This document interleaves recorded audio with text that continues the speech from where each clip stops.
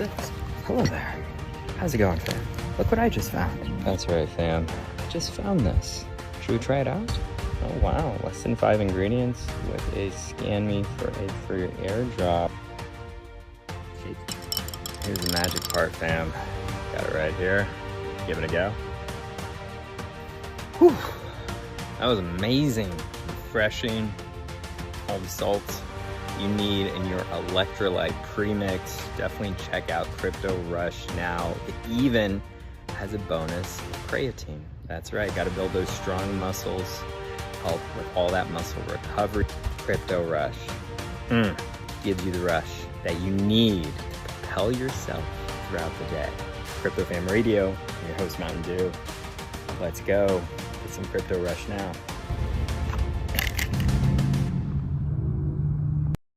Shorts and t-shirt very often, but Dreamcat himself, wears the blue suit.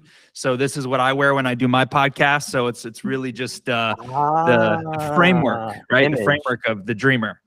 I love it. I love it, Dreamcat. So how do you want to be referred to? Zach, Dreamcat, as we continue this journey? 3 little names I use online. Dreamcat, the Genie, Zach, whatever you want. You can call me bro, dude, whatever comes off the tongue, man.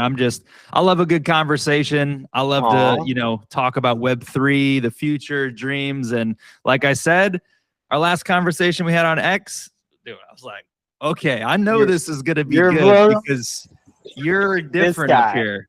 I'm different, dude. Everyone's different. What are you talking about? No, but next level, man. You're dude. You're aware. You're I'm deeper thinker. You're what would I even call it? Like a stoic, maybe? Stoic. Ooh, yeah. I don't know about that. Stoicism. Yeah, I know a little bit about that. But today's podcast is about you, fam.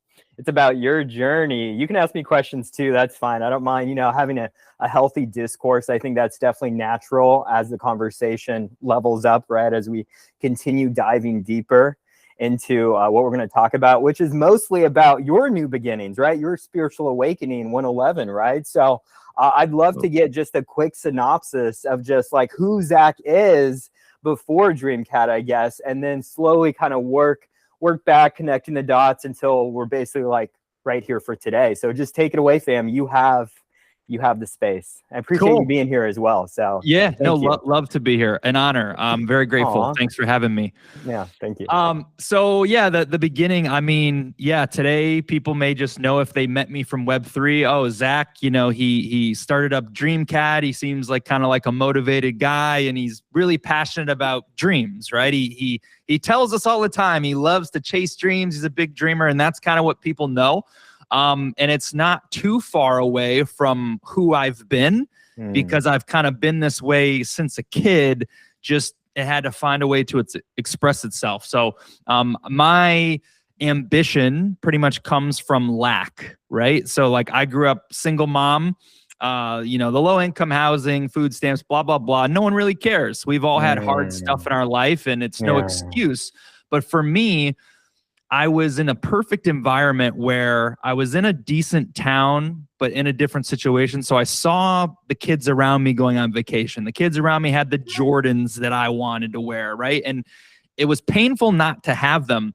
And so I had this eye for how can I earn money? How can I just make money? And I think my first sale I ever made, I went on to do sales in college, but the first sale I ever made in 2nd grade was I brought in some of my Pokemon cards. I was a big Pokemon guy. So no way. Are you still a big Pokemon guy? Do you still collect the cards? Or? I still don't collect them. I'm getting rid of my last 2 graded PSA 10 Charizards, and then I'm totally out. So really? Yeah, I know so many guys that are so into them now, and they're reselling them. Okay, all right. Continue. It's cool that it's cool though. I love that like adulting is including some like childhood passions because that's fun. Totally. It's gotta be fun. You gotta keep living the dream, right? and money too. I mean, good money, crazy money there. So I know. Anyway, continue. Yeah. So I brought these in to like 2nd grade, and there was this guy named Andrew, and he really wanted them, and I sold him like $200 of Pokemon cards in 2nd grade. And I came home to my mom and said, "Mom, look," and she's like, where did you get this money? Did you steal this money? I was like, no, Mom, I sold some Pokemon cards, and I sold them some more, and whatever. That was just the beginning, right? And I did lemonade stand and flips, and I had no mentorship. I didn't know what to do. And as time went on, I basically just started realizing the current world makeup doesn't match with my dream reality. So that was at different points. As a kid, then I got to 8th grade and we take that assessment test, right? And it says, what do you want to be when you grow up? Where is astronaut? Where is NBA player? This just ain't going to work for me, fam. I don't want to just be business guy, plumber. Like, I don't like these options. This is all there is. And so something was just clicking with me. This can't be all there is. And then it took me a while longer. I think it was, I went to community college. So it was probably like, I don't know, maybe 19, 20. And then somewhere on that first year, I just came home and I said, you know what? Like, I'm just going to like do stuff online. Like, and I literally Googled how to make money online. And from there, dude, that was literally the start. Like, and it started with doing 50 cent and $1 inbox, surveys. Literally, bro, surveys for $1. That's what happens when you don't have a guide. And you know, came into books, came into personal development. I started reading, you know, Rich Dad, Poor Dad, The Secret, Think and Grow Rich. Yes. I got a boss who was all into it, and it stack, and, you know, so on and so on. And yeah, I mean, did sales. I've chased many dreams we could talk about, but I just wanted to give more of the beginning story and not do a 40-minute my whole life story in the beginning, you know, but just a little background. Yeah, just the background. Yeah, I think that's really important. I want to go back to like before chasing the money, because I feel like you had a bigger dream, or you're like, what was your desire when you were like 13, 14, you know, growing up, kind of that adolescent year? I feel like a lot of people, they know what they want to do with the rest of their life, but they're just not sure how to monetize it. Right. Essentially. So it's like back when you were a kid, like, what did you always dream of doing? Did you dream of becoming a sales guy or like marketing? Okay. I didn't think so. Like I said, I say astronaut and MBA. I never wanted to go be an astronaut, but my dream was to go to the MBA. So basketball, I got a big basketball tattoo up here. So my one and only tattoo. Basketball was a whole decade of my life. Deepest passion. I exchanged it for entrepreneurship. There was a point where I made a trade-off because I had a crazy life event that changed my life. And that's where destiny, life, whatever you want to say, higher self, God, universe said, you're doing well, but you're just not getting it. We need to correct you to your course, because you're clearly not going to the MBA now. No offense, right? But because you were tall enough and white, or like, just kidding. Oh, you know, I'm like, eventually I came along, you know, like, you know, I'm white and I never hit the gym as much as I needed to. But see, that's where the discipline kind of comes into place, and from your dream to reality. No, I got you. Though, fam. Love basketball, still do, but I don't play anymore. I traded that for entrepreneurship. You said, right? Entrepreneurship. Yeah. So with entrepreneurship, tell me about, so you're educating yourself with all these books, you know, trying to get well acquainted of like, what does it mean to be an entrepreneur, and how do I make money from this, essentially, right? That was kind of your trajectory as you're going to community college. So how did you, tell me a little more about that. Well, again, a lot of it comes from ideology. So obviously you want to help people out there who are listening too, right? If you're someone, I was in the position where I'm like, I don't want to work a regular job. I want to do what I love, and I want to make money without maybe limits, right? I don't want to just make $20 an hour. I want to have the ability to make more. And kudos to you, because you're on that journey right now. And I'm stepping that journey even at a new level right now, with building online and Web3. So all I know is I felt that. That is what was driving me, is like, And so you're saying, what is the idea of entrepreneurship? Yeah, that's pretty much what fuels it, is usually if you have that yearning, and also if you want to be your own boss. That's not for everybody. People should know, if you want to be your own boss, it doesn't mean you get to take off whenever you want. It actually means you probably work more than you did with a 9-to-5. So know that. But as an entrepreneur, as a dreamer, you envision the long term. You say, man, 10 years from now, 20 years from now, everyone's going to be burnt out. And then I'm going to be living the dream and have systems and autopilot money, right?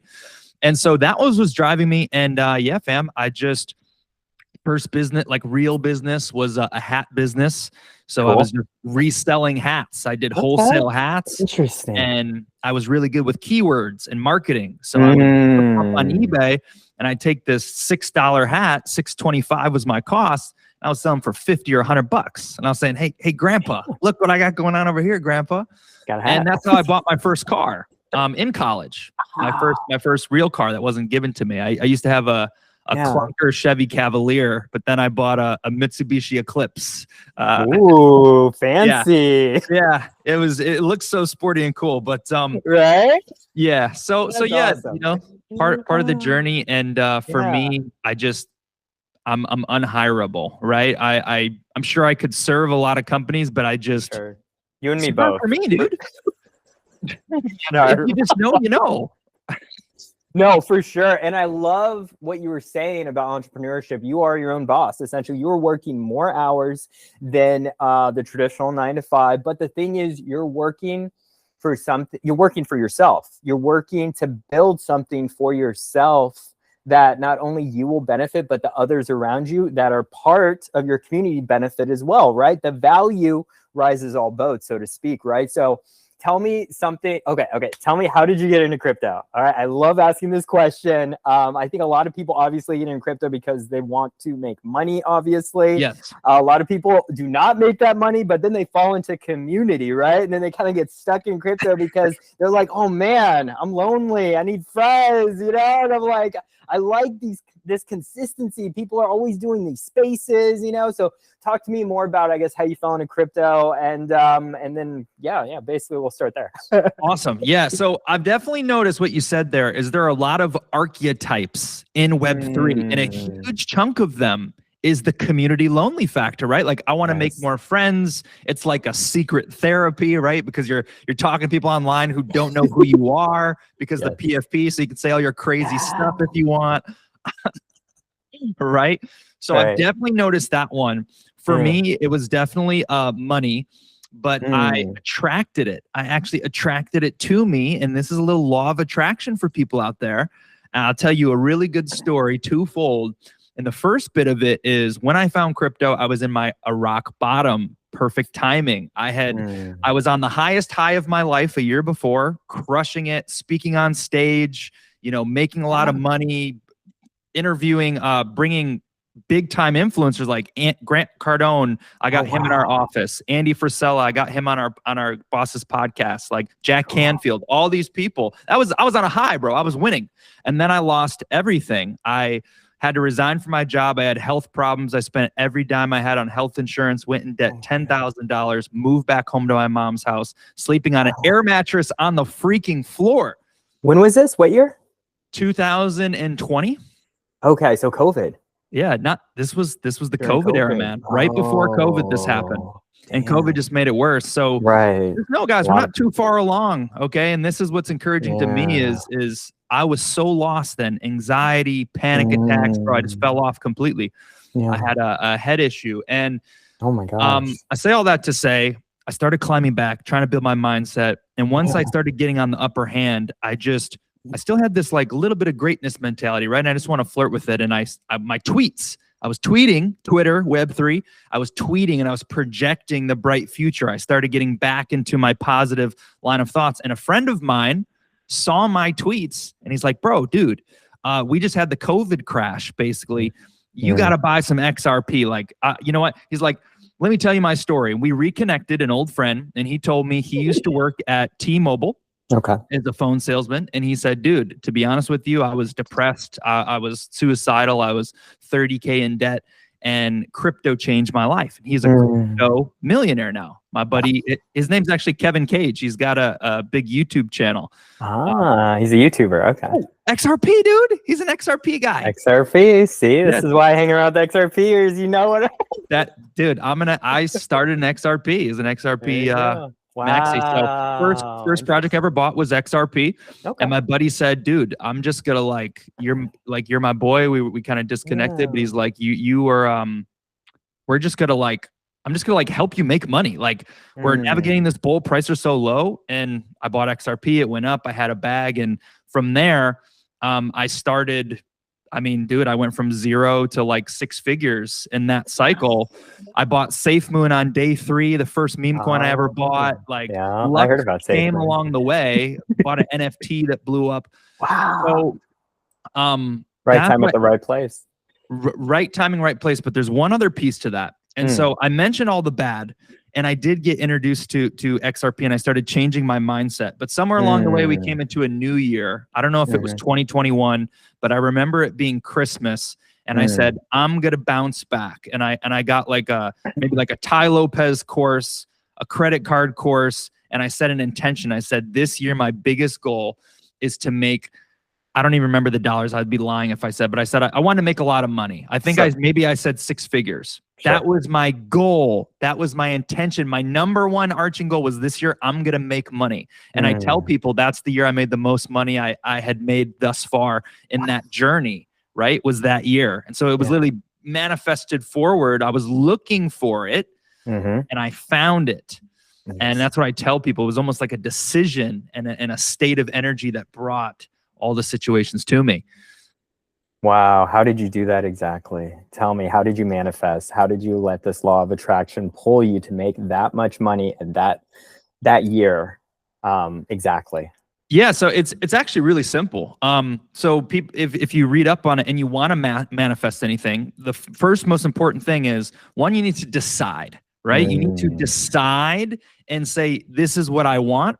And it needs to be a narrow aim. So if you have 30, it's okay to have lots of goals in a year, but if it's all about energy. So you want to point your energy and your focus into a chief aim. One goal can lead to the next, but you want to focus it on one thing that you want to put your energy into. And so I chose money, right? I had a chief aim. And from there, I flirted with money. I flirted with people who have money. I flirted with different podcasts. I did a lot of brainwashing. That's how I got myself back. So I'd listen to audios just 3 hours a day. Okay. You know, you can do it. Even some rah-rah positivity stuff, like even some faith-based stuff I was listening to at the time. Like, God brought you down so you can rise up, and you know, your setbacks are your setups. And I just really got in that state. And then of course it's not magic. So you have to align yourself with a vehicle, identify a vehicle, or sometimes you attract the vehicle. So I attracted crypto, but another thing I was doing at the time, during that time, is I was flipping is something I knew, right? I knew how to flip things online. So I joined a flip group for like $20 a month, a Discord group that says, you know, hey, here's a PS5 dropping, click it instantly and you'll get one. I got PS5s when no one could get them, sold those for good profit. Flipping them. Okay, smart. That's actually how, even though I had my buddy Kevin who was telling me altcoins and all that stuff, that's how I found SafeMoon. They posted it in that group. I paid. It was the first crypto. It was luck. It was luck because I'd never bought a meme coin. I didn't know that most all have a huge potential and go to zero. I didn't know that yet. I was arrogant, but it was the first crypto post they made in that group. And he said, hey, I think this is going to be big. And I bought it. And I remember sharing my screenshot saying, man, I put in $340, I think, just on a whim. And my bag got to like 60K at the top of it. I think I sold it for like 35 or something like that. It's amazing. First meme coin. Woo! That's amazing. I've heard a lot about SafeMoon. Unfortunately, I missed that one. Good and bad. But I think the guy just went to jail. Wow. Yeah.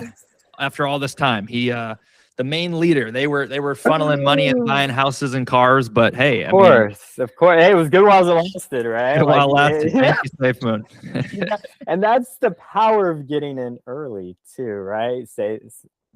You're at the you either got to get in or meme coiners. Okay, you either got to get in early, or you have to find a trend-like opportunity that's undervalued. that already gave you proof, right? Like an example here might be PopCat. PopCat went to 2 billion market cap. It's at 50 million market cap. I still think it's gonna be the biggest cat coin there is. I think so. And battle dogs and Doge. So that is another opportunity. But the third is believing in something. And that will align best with like Dreamcat, right? Like our all-time high is 735,000. The current market cap's 50,000, but we're 2 years old and we've never started because we're building what we're building here. This is like a decade plus mission.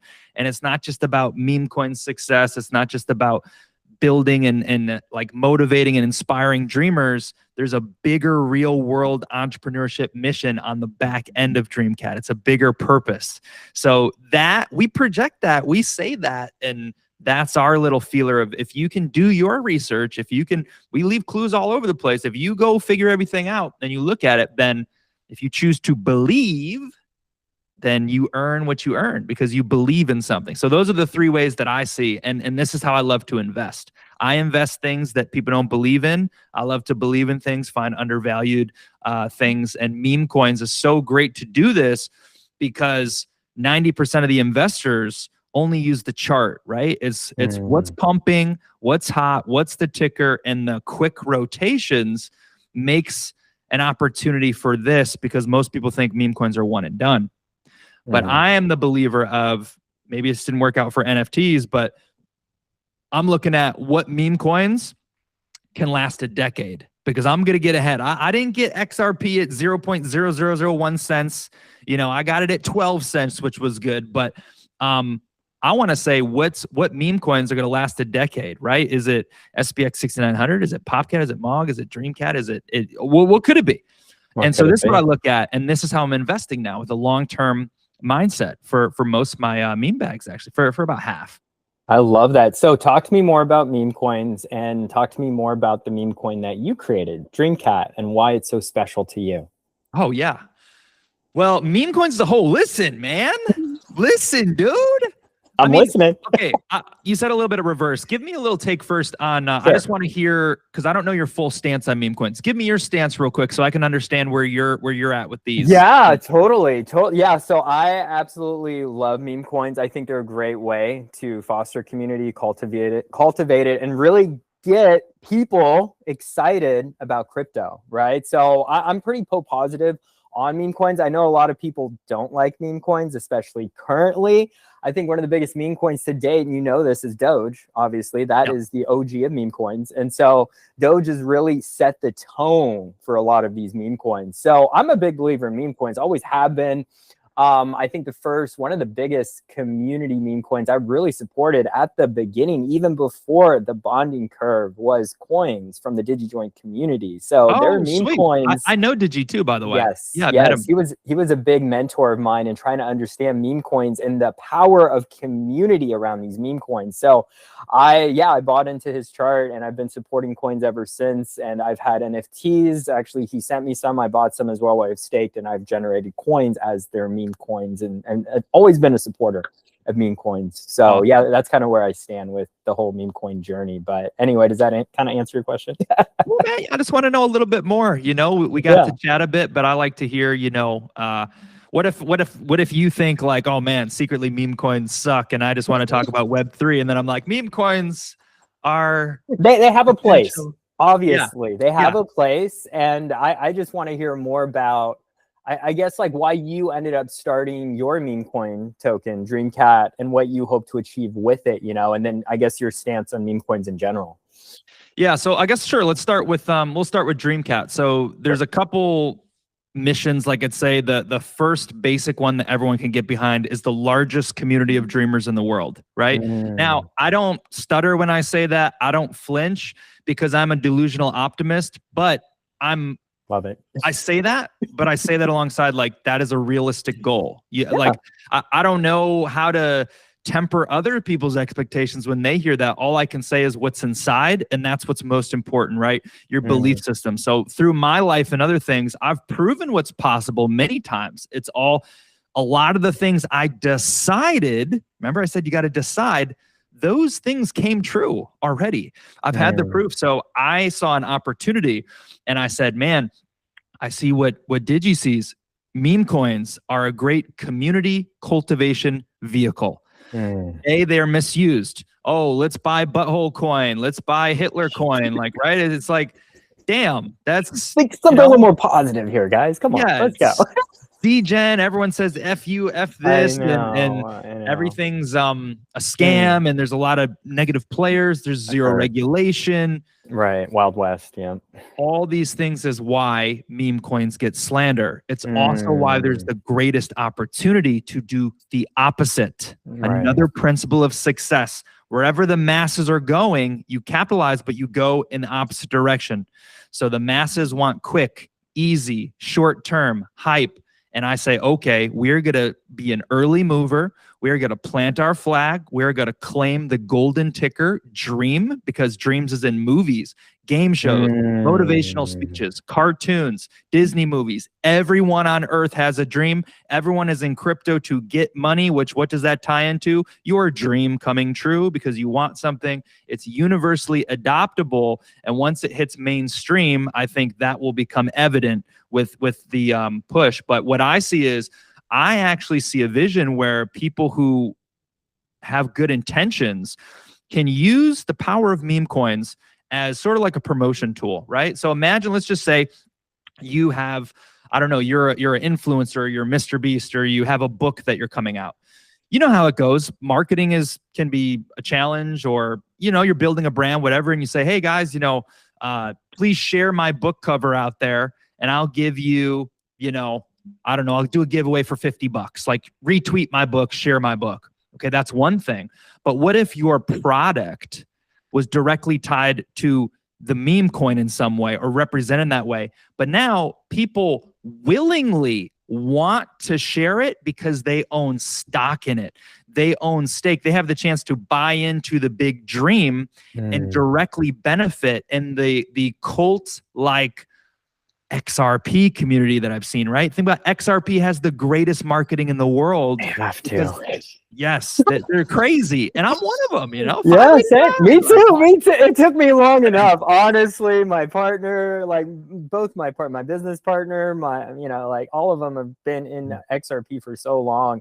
And it took me this long to like figure out, okay, I should probably, you know, do an XRP community space. You know, I should probably dig deeper a little bit about XRP and then try to understand and learn, because honestly, I didn't start on XRP. I think with a lot of people, I started on Bitcoin, right? And then I moved to Ethereum. And then technically I got started on Crow, on the Kronos chain. This was back in 2023, 2024. So technically, I guess after Ethereum was Kronos. And then from Crow, then I got to, you know, started doing Solana stuff. And then eventually XRP came about 3 or 4 months, like, before this time, basically last year, I started. Oh wow, you're fresh. You're fresh in the game. Yeah, I don't know, man. I just I always saw it, but I just kind of just wrote it off because I didn't really know anyone until I met this XRPL artist, and she was telling me that she used to live off XRP and be a digital nomad. Like that was how she basically traveled, was like through her XRP bags, and I was just dumbfounded by that because I just was like, I want to do that, you know? Yeah. The nomad life. Yeah, the nomad life. Well, one of the dreams. I'm still doing it in a lot of ways. I'm going to be after Vegas here. I'm going to be doing the nomad life in Colorado for the next few months, and DC. We can talk about that later. But yeah, I do this every summer. Yeah, I can't spend time in Florida anymore. You know, when the summer hits, I gotta go. I gotta go north. Yeah. I'm in Florida right now. Actually, I'm in Florida myself. That's right. You're out of Tampa though, right? I'm in Orlando. Orlando, that's right. I knew you were close. I'm up in the Panhandle by Panama City Beach, Panama City. I came for the heat. I'm not gonna lie. I came for the heat. I mean, it was like 88 the other day, and I was like, oh yeah, I forgot. It's pretty scorching when you're out and about. But I was in freezing cold, and I was just done with that over in Chicago. Really? So okay. Because like I grew up here. So I've had to endure the hurricanes and the heat, and that's just something that I'm not about. And I have family in Colorado, so if I can do the snowbird thing, you know, like every year, spend winters in Florida, summers in Colorado, up in the mountains, training for marathons, you know, like I'm good to go, you know, like that's kind of what I did last year. And if I can keep that perpetual cycle and just keep building this podcast and basically, you know, just my personal brand, it's gonna all it's going to add up. You know, I'm like, I'm going to be able to do this and be sustainable at it. And that's something I want to come back to about dreamers, right? Yeah. How do you have a sustainable dream? You know, so it's like you have that initial dream, you go for it, right? And it's like, how do you keep it going? How do you keep being consistent is my question to you. All right, let's see. I have my mind in two places at once. Okay, sustainable. I was still thinking about the second question. I was still thinking about Memecoin. Okay. Oh, shit. Okay. Well, we can tie this in with Memecoins. Think about it, right? Because we want Memecoins, or technically our Memecoin projects, to be sustainable, right? We want that belief to be sustainable. How do you get there? How do you get from A to B? How, like, besides the consistency part, obviously, in your building, but like, how do you keep that frame of mind? Because come on, let's be real. Not every day is going to be a great day. You know, yeah, like, I mean, it's hard, man. Like, I woke up this morning not wanting to go for a run, but you know what I did? I finally got myself out the door. I ran my freaking 8 miles for my marathon training, and I came back. I documented, I posted on X. I took a shower real quick. I ate something, and I came here to talk to you. Like, that's been my morning. Sounds like you're winning. Sometimes it's hard to get up, but once you get the body moving, once you were done, I bet you felt satisfied that you did it, right? It was a reinforcement to your own mind. Hey, we did the work. We did what we said we were going to do, and that builds more confidence. So good for you. Thank you. I appreciate that. It's so hard, but I want to impact that to others and inspire others that they can do the same, but it's so hard for them to show up for themselves, though, and to actually have that right mindset, because, you know, I'm going to come back to this, what you said earlier, of like becoming aware. And I think a lot of people, they don't have that awareness factor, or they think they do, but they really don't, because if they did, they know that discipline, the more discipline you have, the more freedom you have too. Right? And being an entrepreneur and showing up for yourself before you show up for others, that's self-care. And so maybe applying that to what you were saying earlier of like, how does one show up and continue that dream, right? How does one consistently show up? Like, how do you show up every day with this big dream and you're not at that market cap that you want to with your project? Like, what gets you up out of the morning?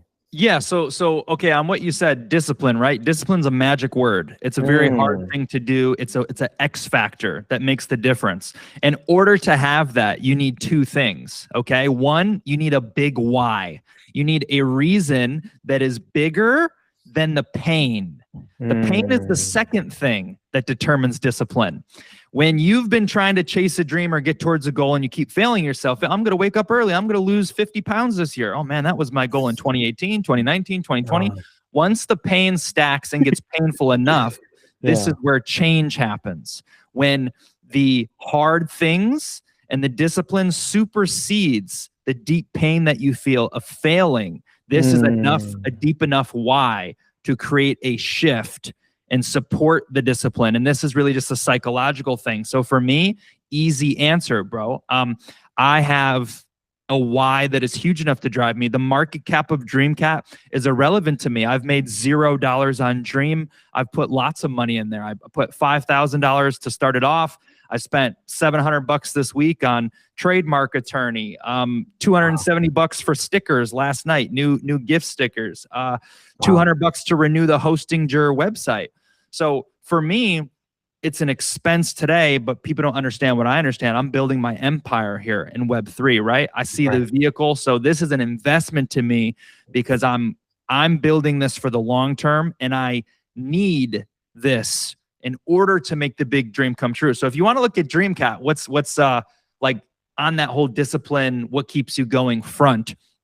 The reason why I think it can be bullish for other people looking in is what I tell people is when you want something, that is a different level of desire and effort that you put in. When you must have something in order to go to a place that you believe like, it's just, I must go there. Like, let's just say, this is an easy one. I'm a single guy myself right now. Okay. I'm in the field. Love it. Girls want to get married and have kids so bad. They do. Okay. They do. But the guys, we're not ready yet, you know? No, because we have more time, right? We don't have the egg clock isn't winding out on us, right? That's their thing. Shout out to girls. That's actually sucks. Tough. It's like tough. I know a lot of girls like that. Yeah. Anyway, back to your point. I see the 29, 30, 31 is like, I want to get married tomorrow and pop out kids. Yeah. And that would be a good example of, it's not that they like at that point, what I'm saying is not like that they hope or want to get in a relationship. They're like, no, I'm going to find somebody.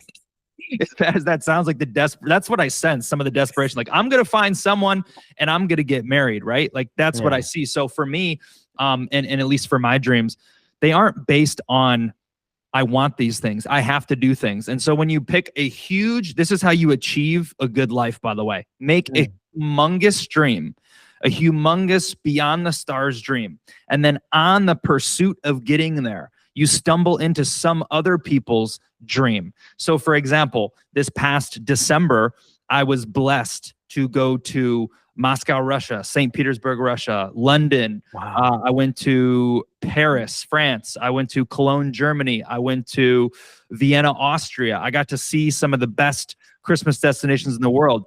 Awesome. That's some people's entire dream. Their entire dream would be to go to Paris for one, summer. And I did 5 of the best countries, and I got more to come this year. Japan, Tokyo. I'm going to Cali, France again. Why? Wow. Why? Not here to brag, not here to say this. I'm here to say that I had to do that in order to move forward in my big dream. I have inspiration. I want to create something great. In order to be the best, I must see the best. So in my mind, I made that goal 4 years ago to go to these places, and the timer was up against my back because I can't move forward on my dream until I do this. And guess what that caused? That caused urgency. That caused a deep, like it's a must, it's pressure, it's whatever. And I did it.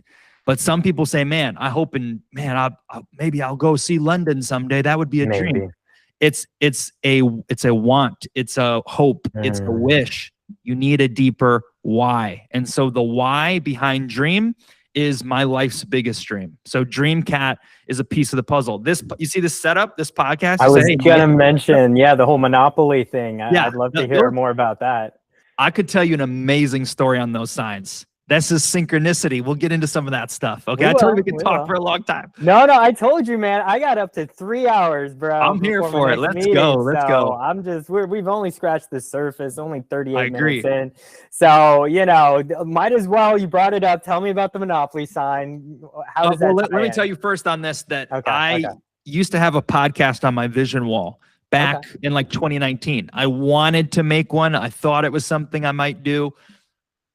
Never got around to it, didn't do it. Once we started Dreamcat, we started doing spaces. And I said, man, we're dropping alpha here. I don't want to waste the alpha. We should repurpose this, right? We're doing it every week anyway. Right. And so I looked into it. I just did it because it made sense. It was in front of me. And the studio setup, getting a coach to give me the best lighting, the best quality. This is all for crypto. But now I have this whole podcast and I didn't even care or need it or want it. I just did it because I did need it. I did it because I needed it, not because I wanted it. It wasn't because it was a goal. And you know how fast it happened? Because it was in front of me. I mean, the podcast was created the day I decided. If you want to make a podcast out there, we're speaking on one. You can get yourself on Spotify, Apple Podcasts, iHeartRadio for free. Yep. That's that insane. Easy. Yep. So all of this, I just want to say, was a result of it became so easy because it was nothing. It was just a clip in the belt because it's part of the must to build dream and get to the next level and next level. So that really helped. But yeah, the signs, that's another story, man. Tell me. We're here. I'm listening. All right, let's get into synchronicity if we can. So if you guys don't know the backstory, by the way, I don't know how doxed you are. Do you use your name?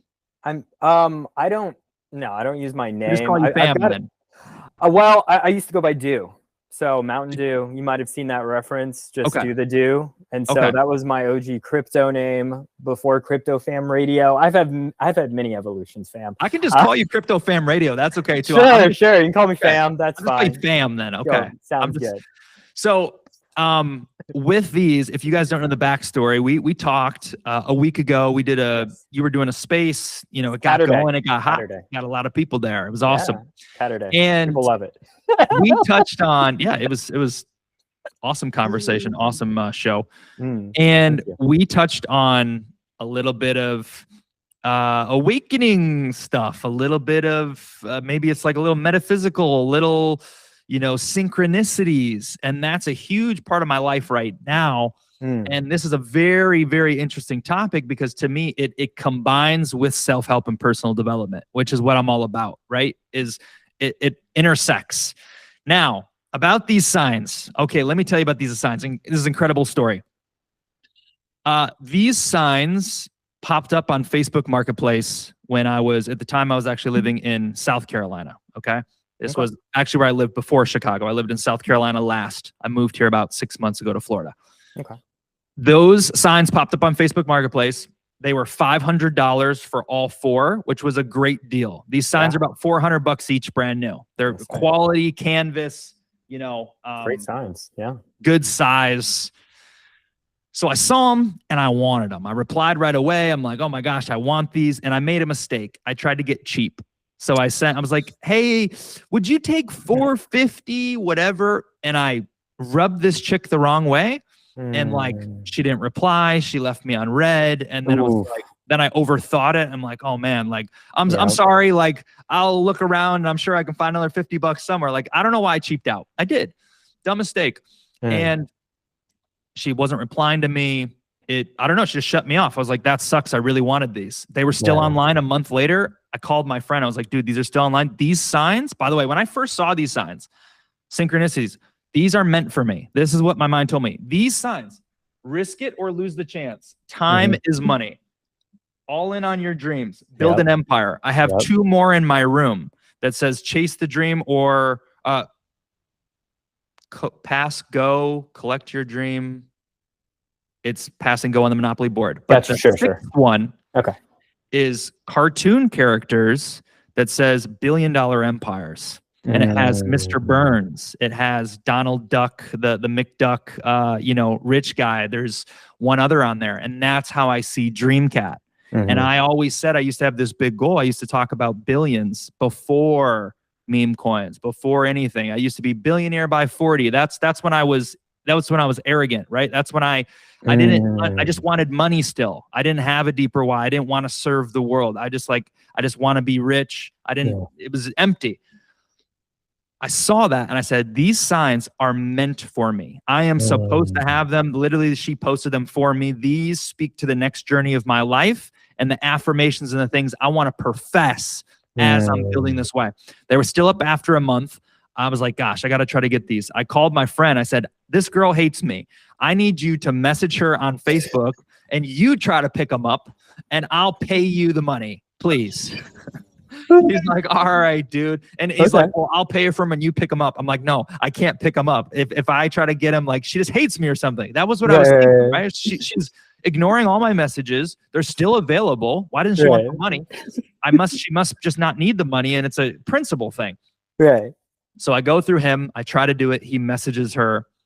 45 minutes after he messages her, it says they're sold. It pops up on Facebook. Sorry, they're sold. I'm like, damn, whatever. I guess they weren't for me. Right. Fast forward 7 days away from moving out of my apartment. I'm not on Facebook as much, but it's time to sell a lot of my furniture last second. So I post my furniture on Facebook Marketplace. This is this was, I don't remember the whole gap, but this was like an 11-month gap, bro. So sold 11 months ago. Okay. Gone. Wow. Over with. But those were for me. Gone. 7 days before I'm leaving forever. Yeah. The first time I go on to post furniture on Facebook, I see the listing again. Just went live 34 minutes ago. No. Okay. What's the price? Not $500, $50 for all 6. No. What? You can't even find that at Goodwill. If I went to Goodwill or the thrift store, they'd still be $10, $25 each. You could not find that anywhere. The original seller, she set them aside. They never showed up. Destiny, synchronous, like that was just how it was supposed to be.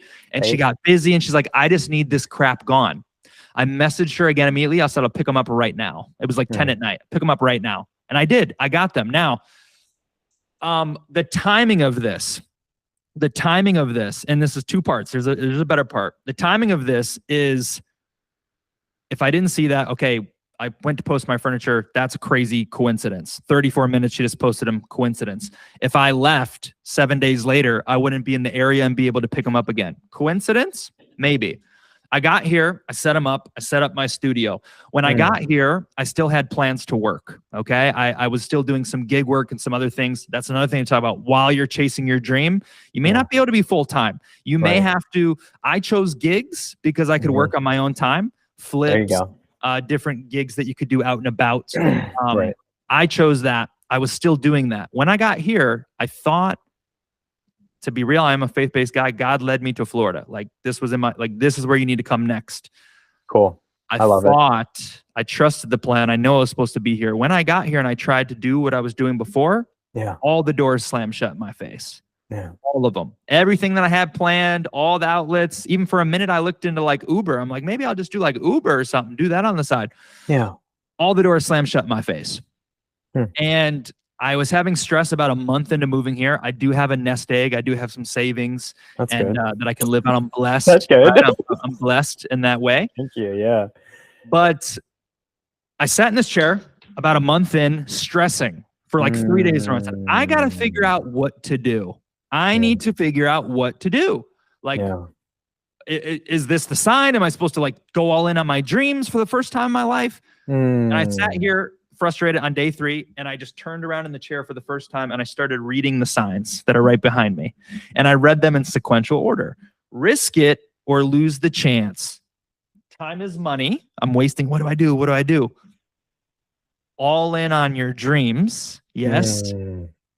Build an empire. Those 4 signs were served as my message of, okay, maybe I got all those signs and I got them for motivation for this moment right here to speak to me as a undeniable symbol in your life.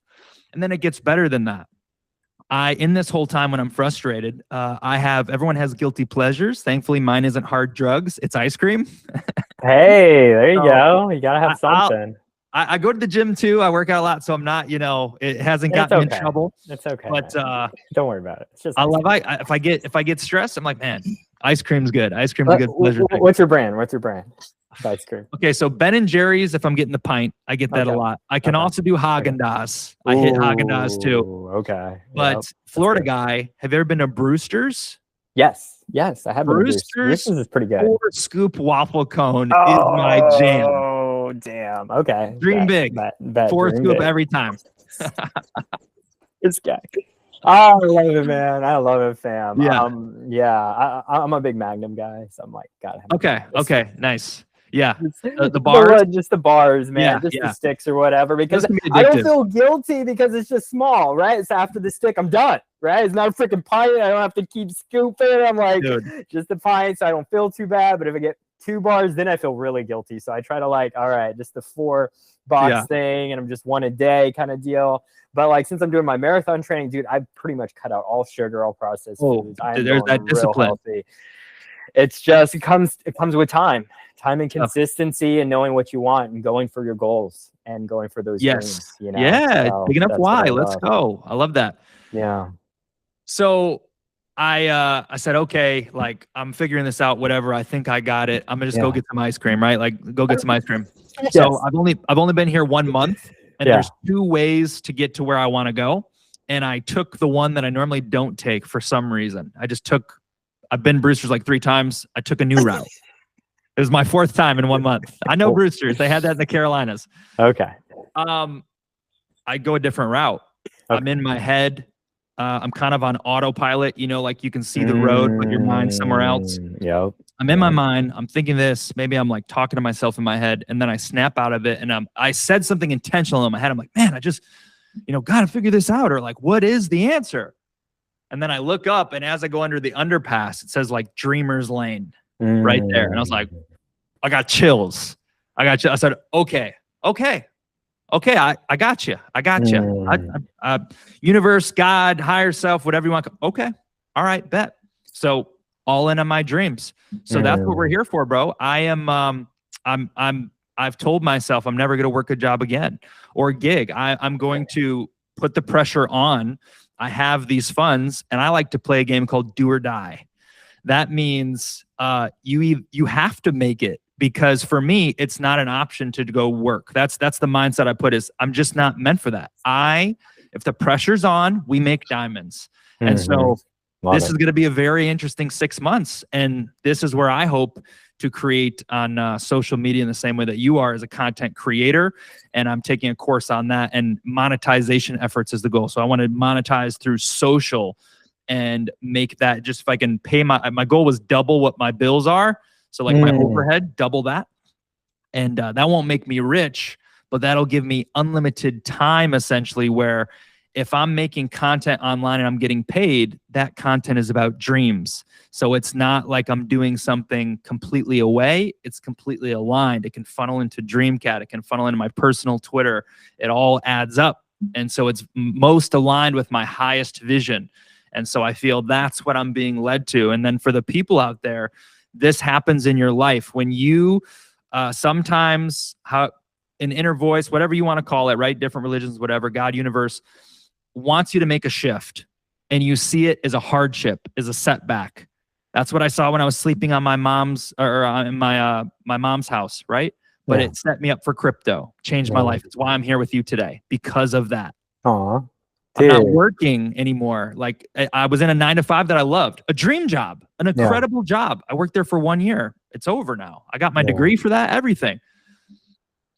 When you don't make the leap, perceived hardships are God, universe's way of forcing you to shift. And oftentimes, because of comfort, after we leave what we know so well, we seek naturally to go back because it's so hard to transition, and we don't know what's next, and we don't like uncertainty, and we don't like risk and not knowing. And so we gravitate to the things. And that's exactly what I did when I came here, which I had been doing, but I guess I wasn't getting it. And so the door slammed shut in my face. It worked so well where it was before. It didn't work here. And that's a way of taking you away, taking you to somewhere new. I was told to come to Florida.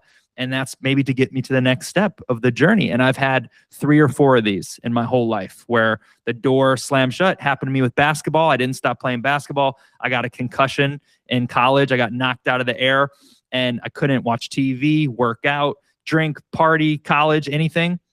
I started reading books. I always wanted to read. I never had time. I checked out 7 books. One of those books, the first book I read, The Little Red Book of Selling by Jeffrey Gitomer, good book, told me a few things. It said, hey, you should write, because writing builds credibility. So I started a LinkedIn. Then he said, hey, we have a podcast. Check it out. First podcast I ever listened to, Sell or Die by Jeffrey Gitomer. On that podcast, they had a contest. They said, we want to know who's got the best positive attitude, the best yes attitude. Answer this contest and XYZ will happen. I entered that contest on the first book that I read out of that whole lineup after my hardship, from that famous author who was on the New York best time seller list longer than Harry Potter. Wow. For sales and business, #1 sales book of all time. I win the grand prize of their contest, $35,000 contest. They fly me out to Charlotte. I get to be on their studio show. Seriously. He's got 14 condos connected in a mass building. That's incredible. All his autographed books, 1 day of coaching. That's how I got my first job out of college. Through him. That's a cool story. That's a cool story, bro. Like that's amazing. That's everyone's dream right there, especially couldn't even sales. See it. Yeah. Couldn't even see it. And that's what I was going to school for. And I got to work. I was the lead salesman for a guru in the Speaker Hall of Fame. Like that is a blessing of, it gave me a 1 year. I'm not there anymore, but it gave me, gosh, I saw 2 books got written in real time. I mean, like Grant Cardone was walking through the office when I was there on Sunday. Like I saw my boss say, yeah, you want to have me speak $40,000? Sure. Like, whoa, that's like my salary at this job, like $40,000 instantly for 1 hour of speaking. Whoa. It raised my standard. It was awesome for me. Huge opportunity. Part of the journey, you know? Yeah.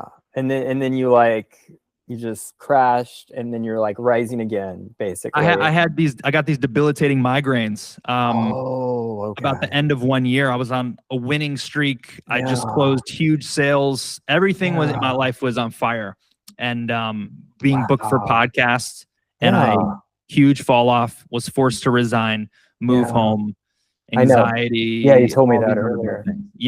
So it was rebuilding. But again, that had to be part of it, right? Because I said my intention, my plan was, hey, Jeffrey, you're amazing. My goal is they asked me in the beginning, what do you want to do? I said, I want to work for you guys for 7 years. And then I want to be an entrepreneur and do my own thing.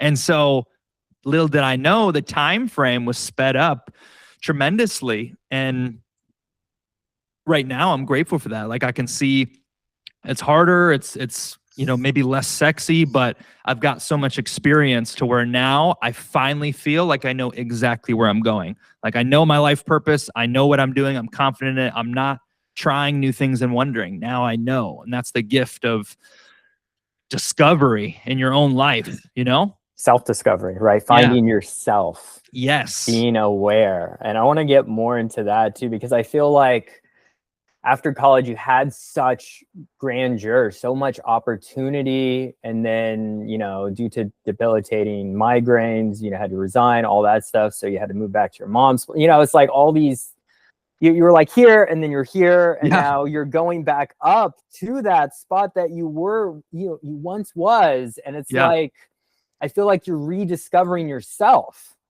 along this journey, and that is impactful. That is huge. Like, how does one, or I should just say, how do you keep doing this? Like, how do you keep working on yourself, your inner self? Like, let's dig a little deeper into that, because I feel like that's really important. That's inner something that people really need to understand when they're trying to figure out what they want to do in life, where they want to go, right? Their why, right? Their bigger picture.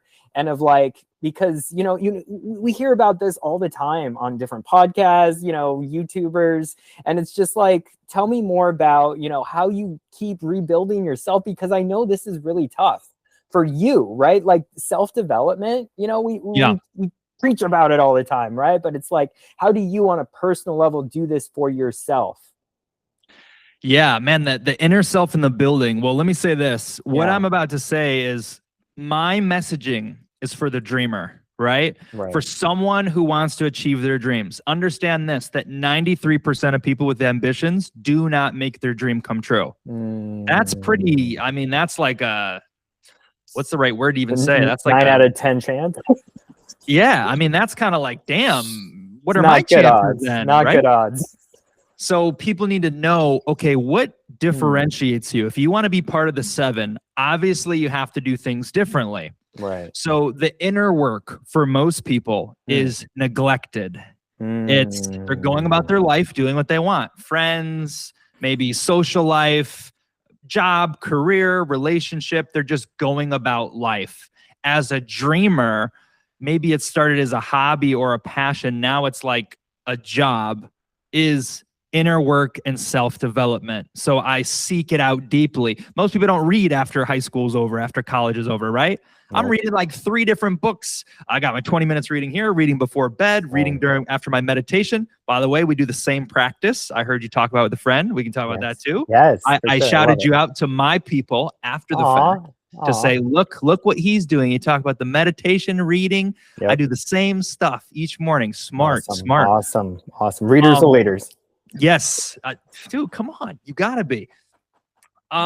So I seek it out. I seek it out.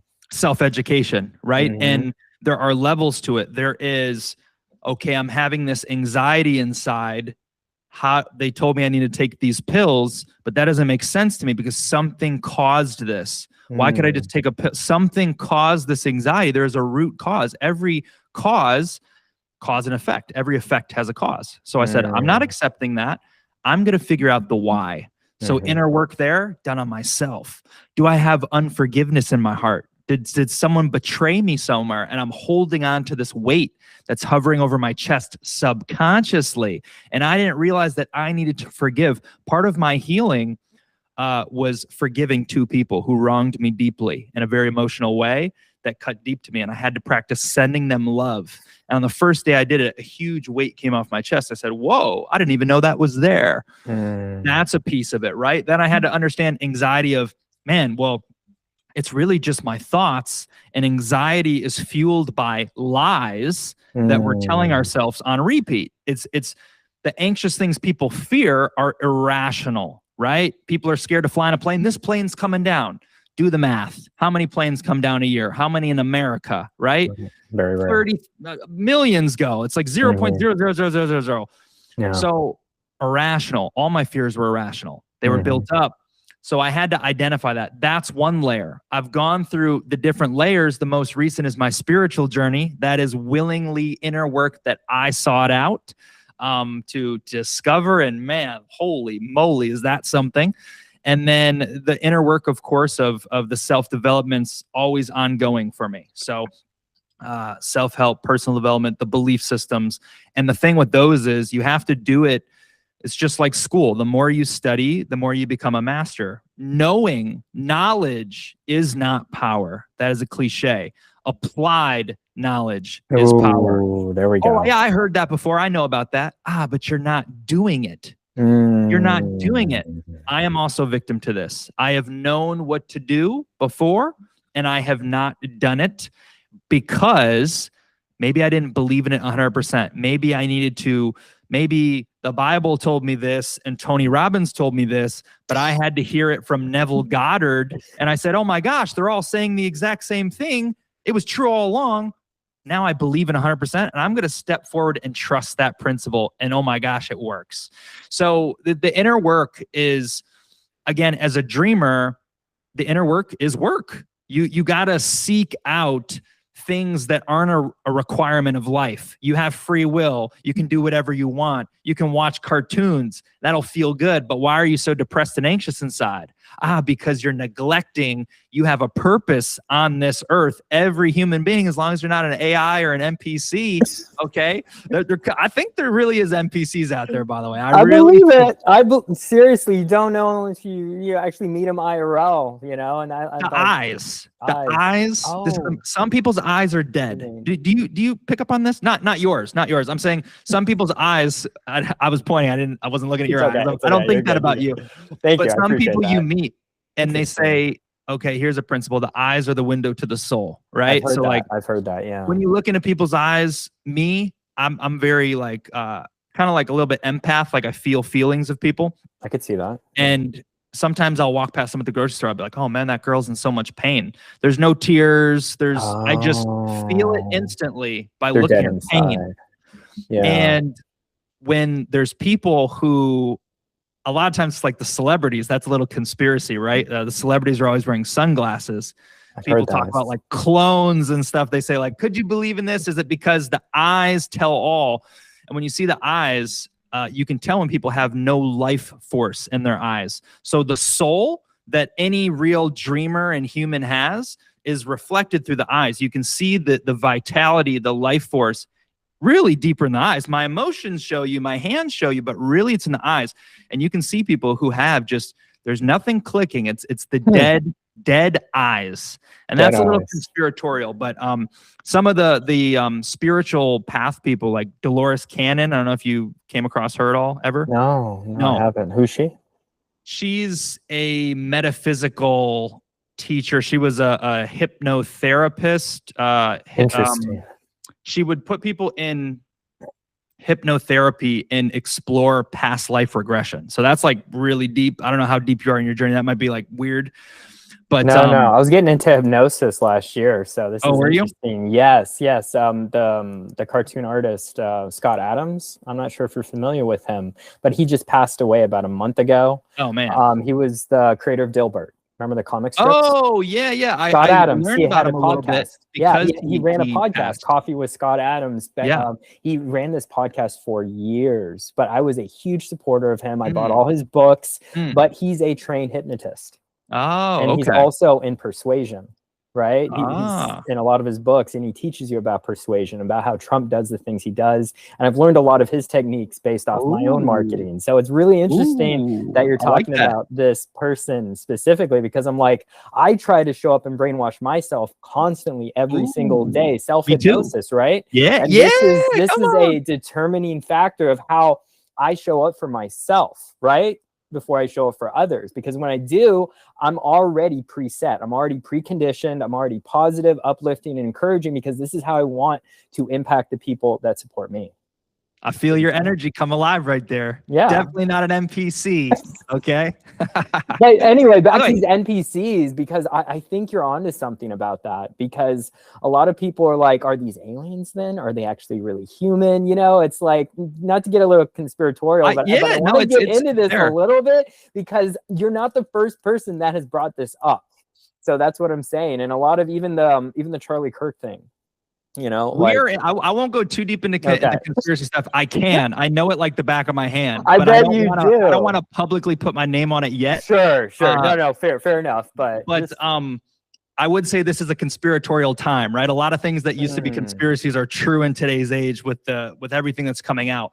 But I'll tell you one other clue that I've heard and know. I'll give you one other clue here, is that a good way to people to assess, and this could be scary in case you're like, oh my gosh, was I always an NPC? Is they say that NPCs don't have the inner voice. So that you think, I'm sure you have a voice in your head sometimes that says things to you that are those your thoughts, or is that your little conscious in your brain talking to you, or he tells you to do this or to do that?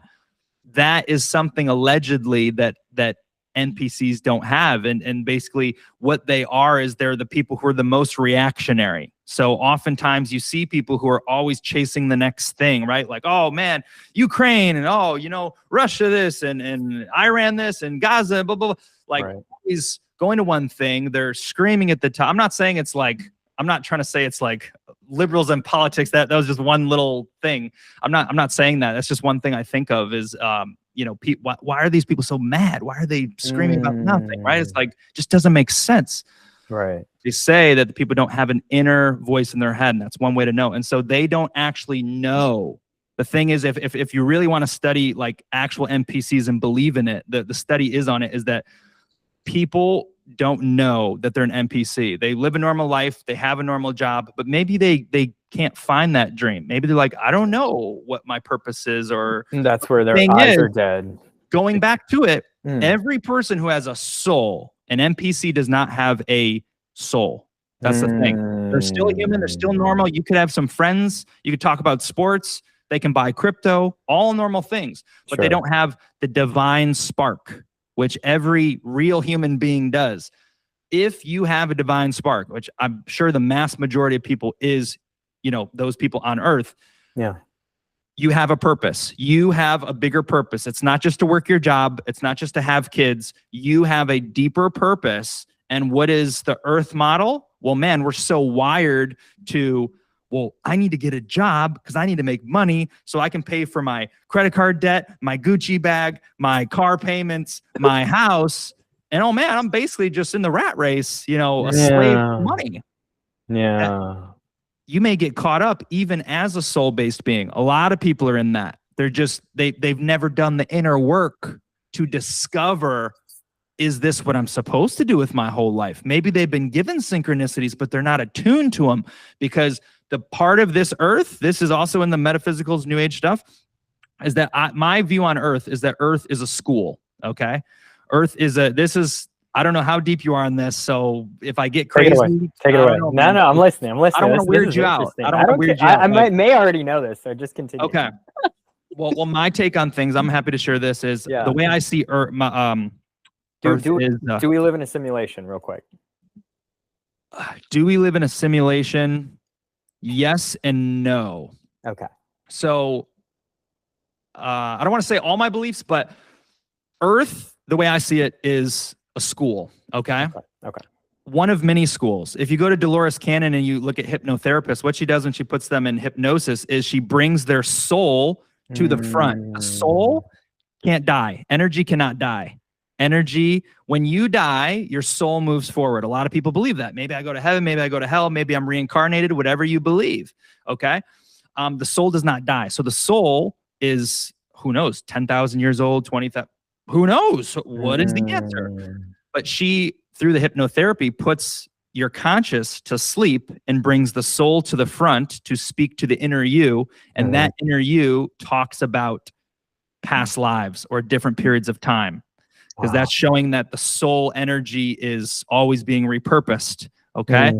Now, the way that I've come to find it is that Earth is simply a school. Before you come here, you are told the hardships you're going to experience. You're told the life you're going to live. You actually get a glimpse of it. You get a preview before you enter in as a child.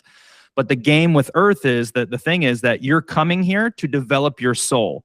So this is a place for you to learn lessons. So in some way, it kind of is like a simulation because you think you live these whole 100 years, but allegedly from this point of view, this perspective, when you die, you're like, oh my gosh, that was like 20 minutes. It was all like a big dream. It was just a giant play. Because you came to this simulation, you could say this level, this game, to learn the human lessons that you could learn in human form, right? As a soul on Earth, the hardships, the lessons, and this shapes you and builds you. And so that's what I believe. And the idea here is what gets big is that this is only one of the levels, right? There are other levels. There are other places to go besides Earth. And we may find this out in June of this year if Trump starts talking about is there more out there? Are there potentially people all in the skies? People who are into meditation have some experiences with these said things, right? So it's a big, big world out there. And yeah, what was my whole point of that? The soul, the spark. If you're a human, you have a soul. NPCs. You have a purpose. You have a purpose, a dream, something you're supposed to do. And then I was just rambling about soul stuff. And yeah, I love it. I want to go back to NPCs. Do you think NPCs that live among us, do you think they can eventually achieve this like dream status or finding something that they're passionate about or becoming, or are they just going to be set in their ways and always be an NPC? They can find passions, but the truth is that you know how everyone says, or not everyone, but some people who are dreamers say, man, I'm like Neo. I'm the main character, right? I am the one. You notice how some people say that? I know. Some people who are NPC probably never think to be the one. They're just like, oh, I'm Sally and I'm just meant to be, I just really enjoy my job as a server, right? So when you, the part about the NPCs in the Matrix is they are actually here to support your human experience. Right. If everyone was a main character, how would we fully live the journey out? So in a sense of the simulation, there are fill-in pieces, and this gets really deep. Some people will say, I've never experienced this yet, but I'll tell you one thing that I read. So this is in some of the channels, people say, you know, have you ever gone to a restaurant and you're the first person there and no one's there, but as soon as you get there, a bunch of people arrive? I do notice that, yes. That happened yesterday. That happened when I was at Outback Steakhouse. I noticed there was nobody there. And then as I left, it filled up a lot more. Interesting. That is very weird. It's almost like, I don't know. I don't know either.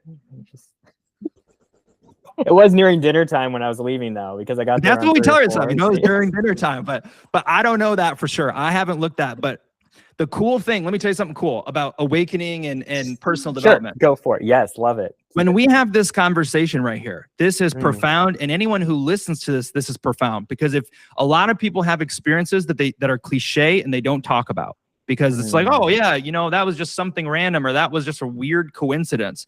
But if we all came together and we all spoke about it, we would say, oh my gosh, that happened to me. That happened to me. That happened to me. Whoa, this is something. So the power that the internet is doing, if you talk about the awakening, it is pushing the awakening forward, because we have an experience. We were scared about it. We're worried about it. What is this about? And then you find 100 people who said, oh man, that's level 1. I did that a long time ago. Don't worry. The next thing that happens to you is this, this, and this. And yeah, this is part of this. And so you find your people, and you find this is how you like learn, I guess, in a deeper way. It's my new favorite way of learning. So I'll use AI, ChatGPT, actually Grok specifically for this. And I will poll, here's a trick for Grok, how to get good information. If you ask Grok, surface level questions, it'll actually like lie to you, or it won't find the right answers. If you want to find an answer that you're looking for, you have to lie to Grok as if you're speaking the truth. So like, I don't even know what an example would be, but I just tell Grok, like, I heard, or like my experience, right? I just recently found this magic stone and I time traveled across the world.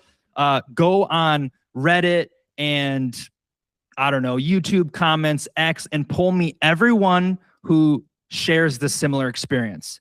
And then you find the people on different topics, not time traveling, but you find the people on different topics who are crazy and share this experience. And science doesn't back it, and the news doesn't back it, and the world doesn't back it, but 500 people share the same experience that you had, and they say, yes, this happened to me, here's my story. And so Grok has brought me all those people. It's plucked a tweet from 2 years ago, 3 years ago. Incredible tool. Incredible. So we're finding stuff out in real time. This is the great awakening in real time, matter of fact. Spiritual awakenings for people all over. This is why this podcast is so important too, Zach. Like, seriously, this is one of the reasons I decided to launch a podcast like this. And this isn't, in full transparency, this isn't my first podcast. This took me a few times to figure it out, right? Oh, to keep okay. coming back, to keep failing, to keep rebooting. Before crypto, I ran podcasts, right? My background's in journalism and PR. I went to school at the University of Alaska in Fairbanks. I interned. I worked at various newspapers, magazines. I ran my own photography business. I ran my own business before crypto, you know? So this isn't my first rodeo of trying to run my own business again, my own LLC, Crypto Fam Media. And so with all that being said, you know, it's like, I don't think this is anyone's first times, but that's the thing about new beginnings. You can keep resetting yourself. You can keep having a new beginning, a new spiritual awakening. We're like onions, right? We keep peeling back the layers. We all have Shout out to Shrek. layers. Shout out to Shrek. I love that movie. One of my favorite OG movies. I love that movie too. And so it's like we all, and it's okay to fail and to try again. A lot of people, they get so discouraged when they fail, you know, like you were telling me your experience of failing and getting pushed back and moving back with your mom and then just like rebooting again. And we have to have those failures so we can experience life for what it is. We need the sweet with the sour, essentially, right? That's how we get to where we want to go in life. We can't always keep having the sweet cake on Saturdays. Every day can't be Saturdays. Right. Unfortunately not. No. Yeah, and that's the thing. I would say fortunately too, because I don't want to live a life like that. True. You know, it's good to do hard things, right? It's good to show up and do the work, you know, and do the grind, because that's what makes dreams possible. If dreams were so easy to attain, everyone would have their dream already made up and we'd all be millionaires, right? If everyone had a Ferrari, who would want a Ferrari? Right? Exactly, dude. That's what I'm saying. That's what I'm saying. So dreams are there for a reason, and they're really, really hard to get to. But I've noticed when you do hard things, everything else gets easier. You know what I'm saying? That's profound. Everything else gets so much easier when you really do hard things. And when I was camping up in those mountains doing dispersed camping last year in Colorado by myself with my cat Stella. Oh, you brought your cat?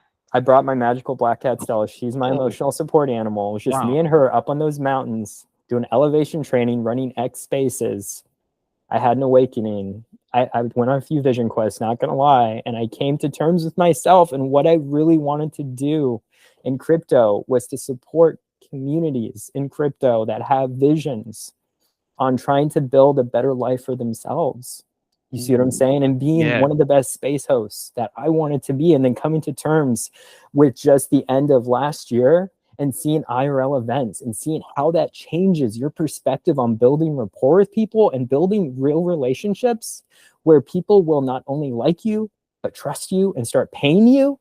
I was like, this is where I'm shining the most, bro. And then just after Eat Denver with the podcast lounge and really doing live podcast episodes, and thinking to myself, I really need to relaunch another podcast, because this was before I got into crypto in 2020 run. I was doing several different podcasts. I did an entrepreneur podcast. I even did another podcast called As Time Goes By, where I interviewed retirees about their life stories, because I was working at a retirement home at the time as a driver, bro, because I failed. I thought I had failed at my photography business. It was burning to the ground, you know, like I had been running as a wedding photographer for 7+ years. I just got burnt out doing it. I was not happy in the relationship I was constantly in, you know, and it's just one thing kind of led to another. And I kind of just was like, I found this podcast as like a respite of this, like getting to know people in a very meaningful way. And when I launched 111, if you know anything about numerology, angel numbers, new beginnings, you know, spiritual awakening, I really wanted this podcast to be different, not about crypto, but about the people behind the projects, right? About people that have such a big dream that they can have a platform that they can share this and where we can really build something beautiful together, you know? So yeah, sorry, I'm getting emotional just thinking about it, bro. I love it, dude. I love it. I am you talk about, you know, connecting with people, rapport. I am a passion-based, heartfelt, heart on my sleeve person. I feel it come out of you. I love your passion. I love it. I love it. Good. It's good that you get emotional about it. You're high on life. You had thinking about your awakening and thinking about your purpose and your dream moves you because I can see, you know, the excitement of you like finding your way or whatever, because I'm trying to figure it out along my journey. I just want people to come with me and experience that too. I know. That is the best part is we're all okay. One thing I left out when you in this theory, when you're coming to Earth and you're coming to an Earth school and you know, see everything that's going to happen. One thing of it that makes it so hard is your memory is wiped. So maybe people don't believe that. So, you know, but when you come here, all the things you were taught are left out. Some of those things come up in the self hypnosis regression. That's like a hack. So with that, you say, I'm just trying to figure it out. That's part of it. That's what we have to do to learn the lessons. We have to try things. We have to fail forward. It's okay to fail as long as you determine never to quit and give up. Right. The failures are stepping stones, building blocks. Photography takes you to this podcast, and you probably learned great insights from people who are about to die or were 80 years old who could teach you about family and life and finance. And it was all, it didn't work out. It didn't go best. But now, like you said, you've taken some of those lessons and maybe you're applying them to this podcast, or you've taken some of those real world lessons and apply them to your life. And it all stacks. And we're all figuring it out. We're all on this journey, and you can't quit. It will be hard. It will test you. It will bring you down. But again, those teardowns, those setbacks, those hardships, another thing I want to mention is after those, they make you stronger. Like you said, my confidence is high because there are people who, I'm not trying to compete. I'm more about pumping other people up, actually, like player pump player. But let's say someone's at the same position as me and we're both moving forward. And thus far, they've had the easy route, right? Or just like they haven't had as much hardship as me. I noticed that with all my friends. Like I went through major, major hardships that none of them had on the surface. And I wondered why that was at the time. And the clarity that I got is big setbacks because you have a big future, huge future. That's what I've always believed. I'm going to be one of the best. I'm one of the biggest dreamers in the world. So that's how I made sense of it. And now if someone's going along this journey with me and they're struck with hardship, it may be something that takes them out of the game. Me, I can say, man, I've trained for this. I've already moved back to mom's house. I already became a shell of myself and lost my positive attitude. I know myself. When my body's telling me something, if I'm getting a little headache, I know how to respond because I've taken the courses. It's just like lifting weights. No pain, no gain, right? If you don't run, you're feeling, man, your heart wants to explode. Your lungs are on fire when you're training, but that's why you're able to, you know, if I try to run 8 miles right now, I'd pass out. You can train. You can get there. That's I don't like cardio. I don't like cardio. Oh my God! You could be a good stair climber is my cardio, bro. There you go. Or row machine. Row machine's great, bro. Row machine. Yeah, row machine's a pretty aggressive workout. Very good. Very good. 30 minutes on that, you're done. Yeah. So yeah, I mean, it makes sense. Love the passion. Yeah, love the passion, dude, I appreciate that. Yeah, and I love the synergy we're having, and I'm just like, I really appreciate you just coming to terms with just yourself, right? And it comes back to self, right? We talk about that consistently. because how you show up for yourself is how you show up for others. I've been seeing you in your spaces. I actually saw a little bit of your live stream yesterday. You were doing it last evening. I checked in real quick. It was my birthday yesterday, so I tried to stay belated off. birthday. Oh, I appreciate that. Sorry, I didn't know. No, it's okay. I don't know.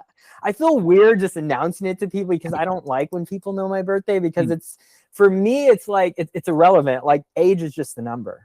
You know what I'm saying? Age is relative. A lot of people don't believe I'm 37 now. I don't believe I'm 37. See, you don't believe this. This is just good genes, eating right, and working out every day, honestly, you know? And it's just like, a lot of people think I'm in my late 20s, early 30s. I'm like, you know, I'll take that. Every girl I've met, you know, they're like, yeah, you could totally, because I think it's the energy, right? We come back to this spark. And I think a lot of people, they want that energy that we have, Zach. So tell me more about how you're building this energy within, you know, tell me about the process you go to kind of reignite it, because I know how I do it, but I want to see, how do you do it in a way that makes the most sense for you? Because I can see you have very similar spark as I do. So I want to hear more about that. Okay, so first of all, it's all compounding. So compounding, that is a success principle. So like in Dreamcat, for example, we're studying, you don't have to believe what I'm saying. We're pulling from the most successful people in the world, and we're applying the universal laws, right? Law of attraction is one. Compounding consistency, come on, everyone knows about that. If you had a penny and it doubled every day for a long time, you'd get to millions of dollars eventually, right? So it's powerful. So I am a product of about 9 years of self-work right now. Ever since I had that concussion, I've been on a self-help journey. It's a part of my life. I listen to podcasts, I read books. I've gone through several burn it all down restarts a couple times. So that's number one. Number two is, I've learned this principle that I'm adopting deeply, and it's coming this in the last 6 months. There's two principles that are guiding me right now deeply. The first is that the understanding that everything in life that we're looking for, the answers, I don't know, where we're supposed to go, what we're supposed to do, all the answers are within. Everything is within, but you have to get quiet enough. You have to get in the mind space. You have to do self-discovery to find what those things are, to find the purpose, to find the dream. It's within. You have to cultivate it. You have to draw it out. And so now, when I don't know what to do in my natural self, I go within and I let go. That's how I found out to move to Florida. I didn't know what to do. I went outside in the grass one morning. I did meditation and prayer. I didn't know. I was like, this.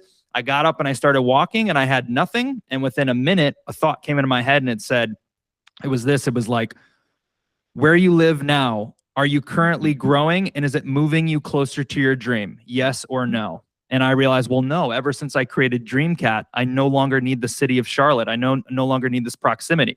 Then the next question was, well, where could you move next that would move you closer to your dream? And there was only two options, which was Germany, a big shot.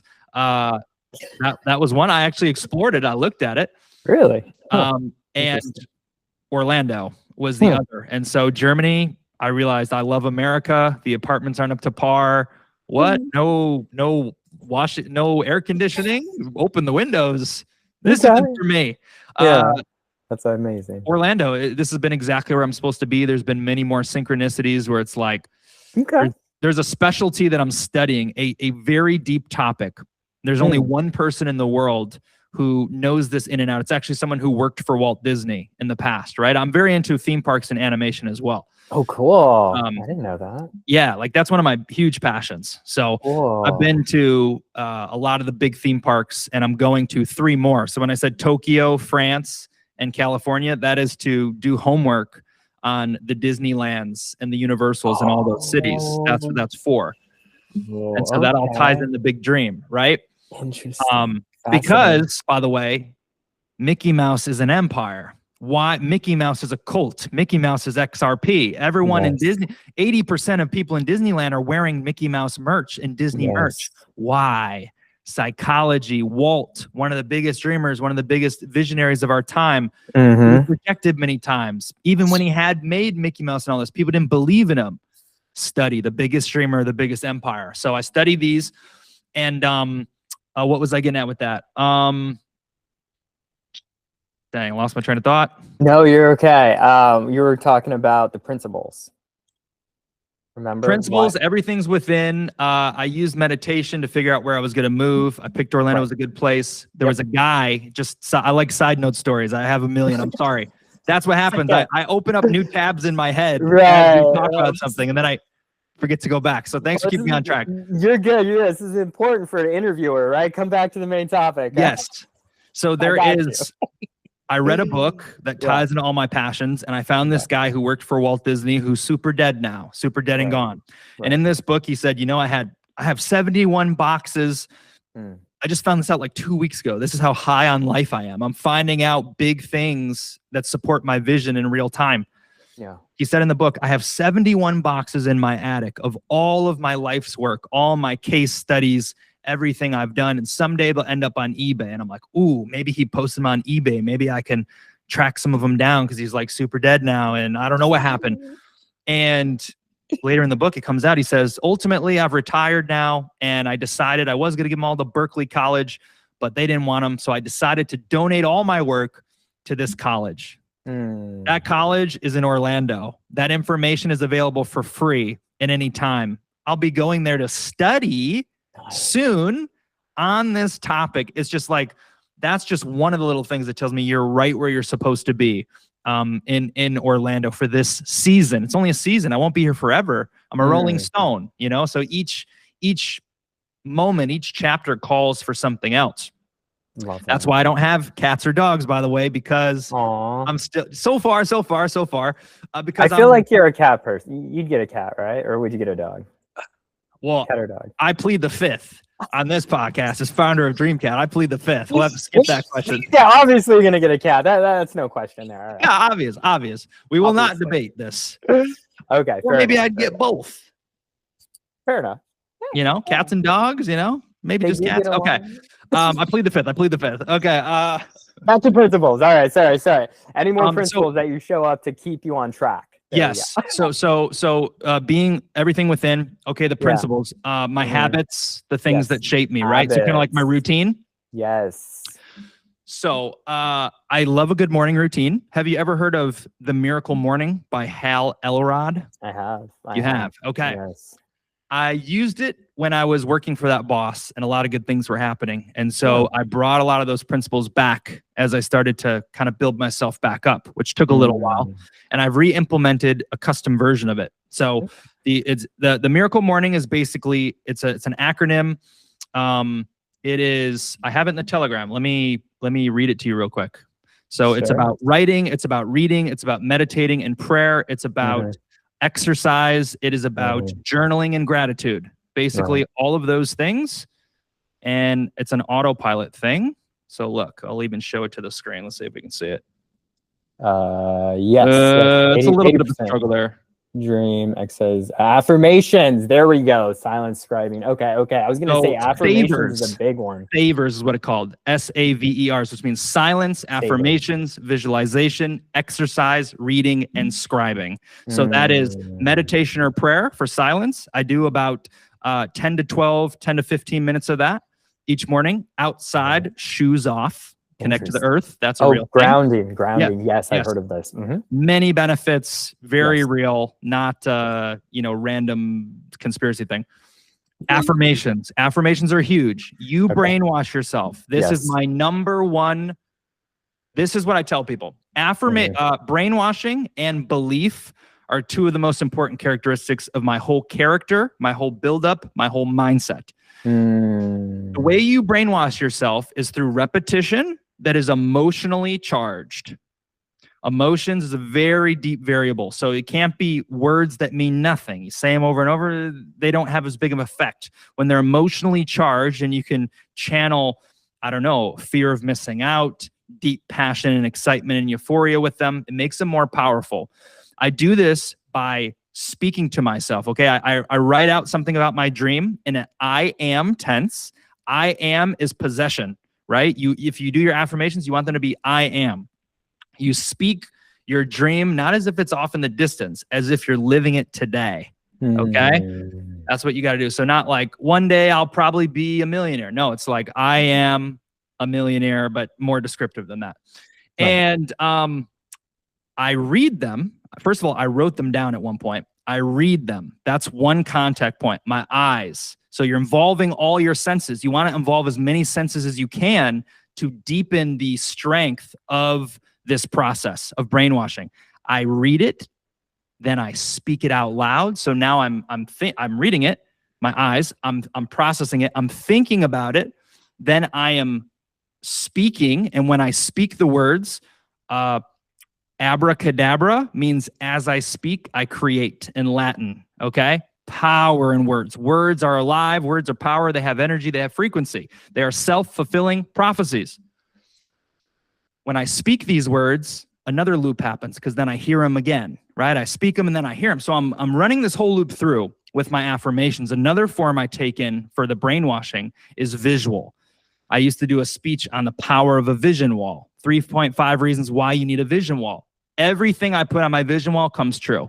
All of my biggest dreams, I got a whole freaking stack of old vision wall dreams that have already come true, that have been on the papers. And I have about an 8-foot, 8 by, I don't know, 4 feet in my room of all my dreams in visual form. I look at them consciously. Sometimes I think about one and I imagine in my mind, I visualize the dream in my mind. But sometimes when I'm just walking through my subconscious, I'm still seeing the images. And this is the thing is, even if you're not thinking about it and you're giving it no thought, what we see or what we hear without any effort still leaks in over time. This is how the elite brainwash the human population to be consumers or whatever through repetition, emotion. And man, I saw that commercial 60 times. I have a craving for Chipotle. No, you don't. You saw the 10-second ad every single time you went on YouTube and you were brainwashed to go to Chipotle. You were inundated. Yeah. So that affirmations and the visualize. Next is visualization 3.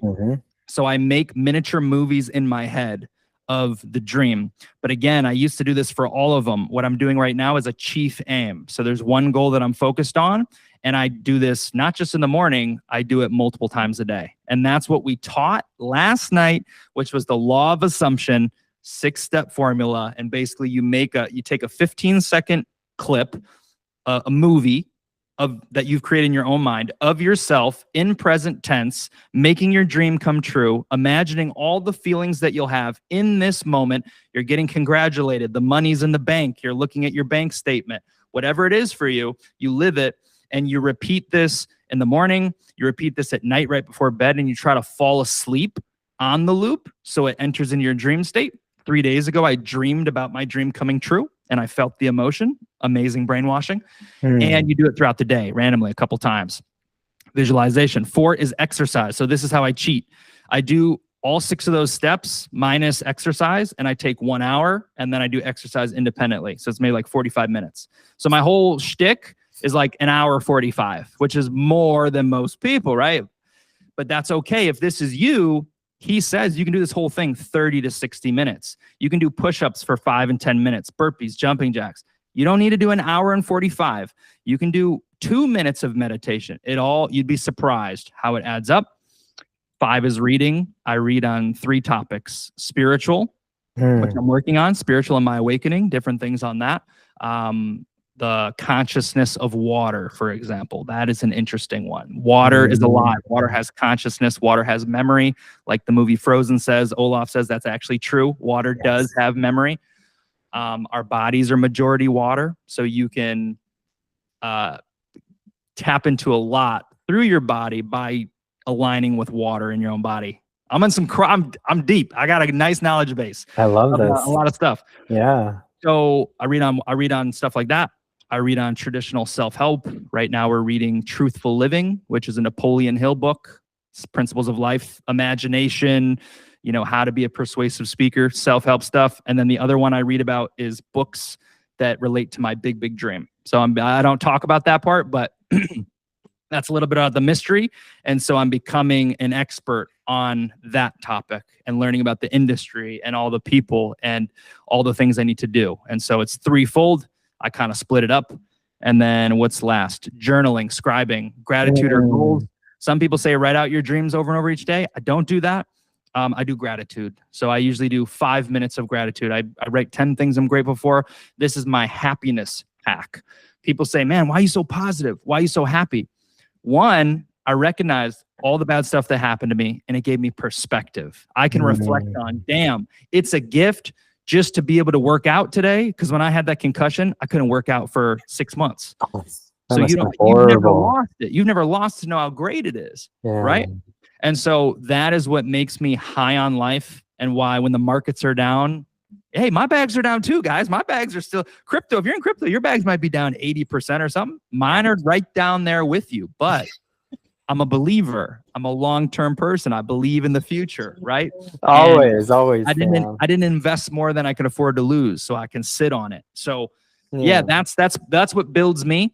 That's my core routine. And then I'll listen to podcasts. We play motivation in the VC. There's other little components that build me up. Tweets that are positive that I like to retweet. So brainwash. Always. You always got to brainwash yourself. And I know brainwash has been almost like a negative term for a lot of people when you say that. I love the term. Yeah, I know. And I know you love the term. And it's like, it's something that's not negative, right? It can be positive as well. And I think coming to terms with that and sharing that with people, hey, I'm learning these techniques. I'm learning how to be a hypnotist because I want to brainwash myself to be more positive. And you can do it too. And it's not that hard. Anyone can do it. Absolutely. That's right. It's a learned skill, right? So it's like we're using these skills in our skill stack, so to speak, a term from Scott Adams. Freaking love that guy. And so building a successful skill stack that you can implement and share and give value to the people that you're connecting with along your journey that we call life, right? And it's one of the biggest reasons I decided to relaunch or do a podcast and do it under Crypto Fam Radio, which, like I told you before, has nothing to do with crypto at all, but it has everything to do with the people that I'm meeting along my journey, because I'm a firm believer you are the hero in your own story, right? So you need to learn how to show up for yourself, right? I'm coming back to self again and learning that, okay, I am a hero. What do I desire? Okay. And it's like finding these little nuggets, this like little clues to find yourself and dig a little deeper. And I'm a big believer in, Zach, we met for a reason. I've seen you many times in spaces, but for you to show up on our Catterday space finally. Had to, bro. Yes. No, you're persistent. That's the thing. That's the thing. That's the thing about good marketing though, right? Consistency, right? Repetition. Absolutely. You know how many times I've done that Catterday space, bro? Here's the thing. Here's what's good for people to know. I did it out of more, it was an honor to be there, but I did it more out of respect to your consistency, not because I didn't want to be there or I didn't see the value, because I just wasn't doing spaces in this season, right? I wasn't doing podcasts either. So it's not that I was avoiding it, but it's all, that's another thing people should know. You, in your mind, you could say, man, I asked all these people and they all rejected me, but it's all about timing as well. I wasn't doing any spaces in this season. And so that was the rest of, sometimes you fight to get the chance to speak. Someone's inviting you for a Catterday. Dude, seriously. Aligned. Come on. And then you happen to be, 111 and all this. And that was a surprise. Synchronicity, right? I want to come back to synchronicity, like you were saying earlier. And it's like, I feel like you're going to meet these incredible people along your journey as a hero, but it's like you have to start as the main character in your own story to get to where you want to go, to meet these really cool people that are also heroes in their own stories. And then you can collaborate. And I want to talk to you a little more about entrepreneurship and collaboration, because I feel like this is really, really important that we all need to learn and to digest, because I'm a big believer your network is your net worth, but I hate that term in the same light. There's like pros and cons to that, but I'm a big believer connecting with the right people will get you where you want to go in life. And I feel like we met for a reason, right? And we're having this discourse for a reason, not even just for the podcast. I even feel like after this podcast, we're going to do great things together, Zach. I already know this, you know, I'm it's a like builder, we have man. energies. Same here. I'm still here, right? You wouldn't have found me at ETH Denver. I may not be at the crypto events anytime soon, but I am here to build in crypto for the long term. And if you're going to build Crypto Fam radio empire, then hey, here we are at the small. And when we're bigger, it's like, oh, check out my buddy here, right? Do that. So yeah. And that's the thing too about even what I'm trying to do with Crypto Fam Radio, media, and the network, CryptoFam.net, making this a full-out directory of actual big people that want to bring big ideas, big dreams together. You see what I'm saying? And it's like this whole like umbrella of welcoming people through education, through empowerment, through inspiring people that have never even heard about crypto, right? Yeah. And it's trying to bring them together to understand, hey, it's really, crypto is about community. It's not really even about making money, because at the end of the day, your friends, the people you connect with online, you guys can go far. You guys can go long. We're going to go the distance. I already know that, Zach. Dude, okay. Are you messing with me? Are you messing with me? No, bro. How are you going to talk about the hero's journey and then say going the distance? You know, my personal brand logo is modeled after Hercules Lightning Bolt, because that's my favorite. I love, dude, favorite superhero. Same. I freaking love that movie. I am Hercules, yes, the underdog, going the distance to make my dream come true. You are. And your story, you're Hercules, and my story, I'm Hercules. Dude, we're going Hercules together. Cool.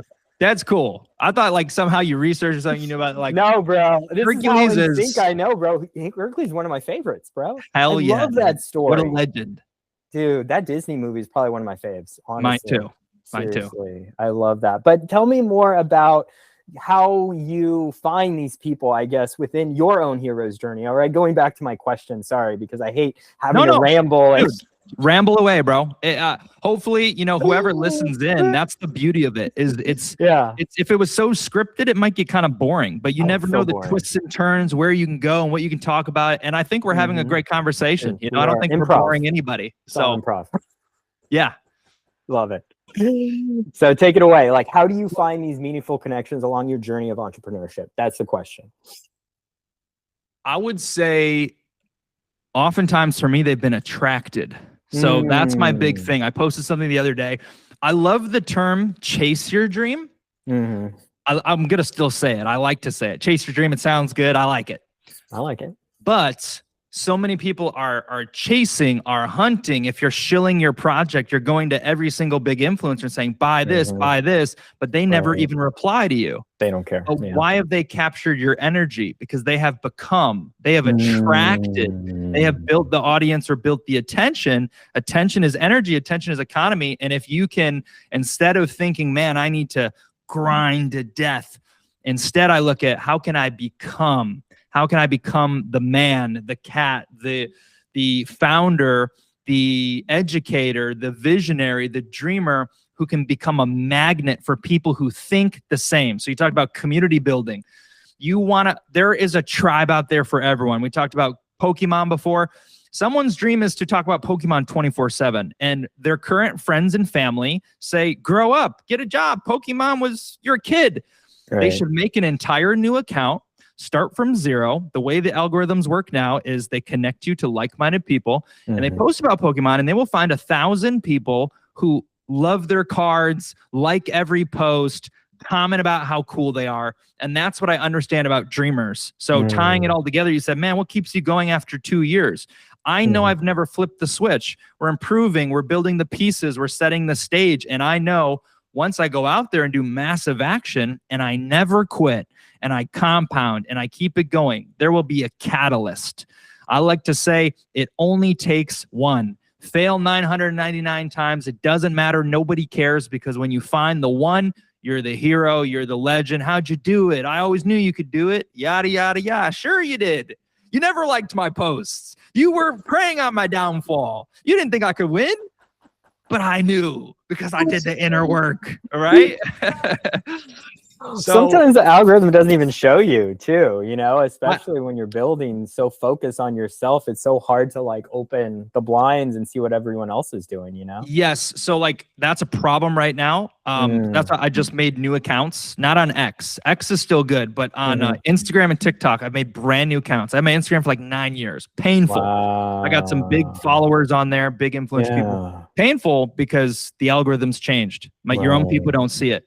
Right. But if you attract and you become this person, everyone who I've met, like I just have to think of the people, like specifically, most of them either I've attracted or they attracted me. I'll share a few quick stories to pinpoint them. Yeah.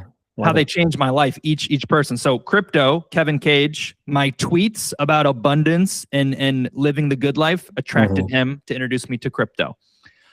When I was in LA Fitness in my old home in Illinois, and I was doing that hat business, and I was done. I was selling my final inventory. I went to the gym on a Friday to sell all these hats. A guy came up to me. He's like, dude, it's Friday. You could be partying. What are you doing here? Selling hats? Like, it's weird. You know, I love your hustle. Respect. We connected. I ended up partnering with him in business through that exchange. And it led me to the next thing, which also got me into personal development. Network marketing is something I did for a time, right?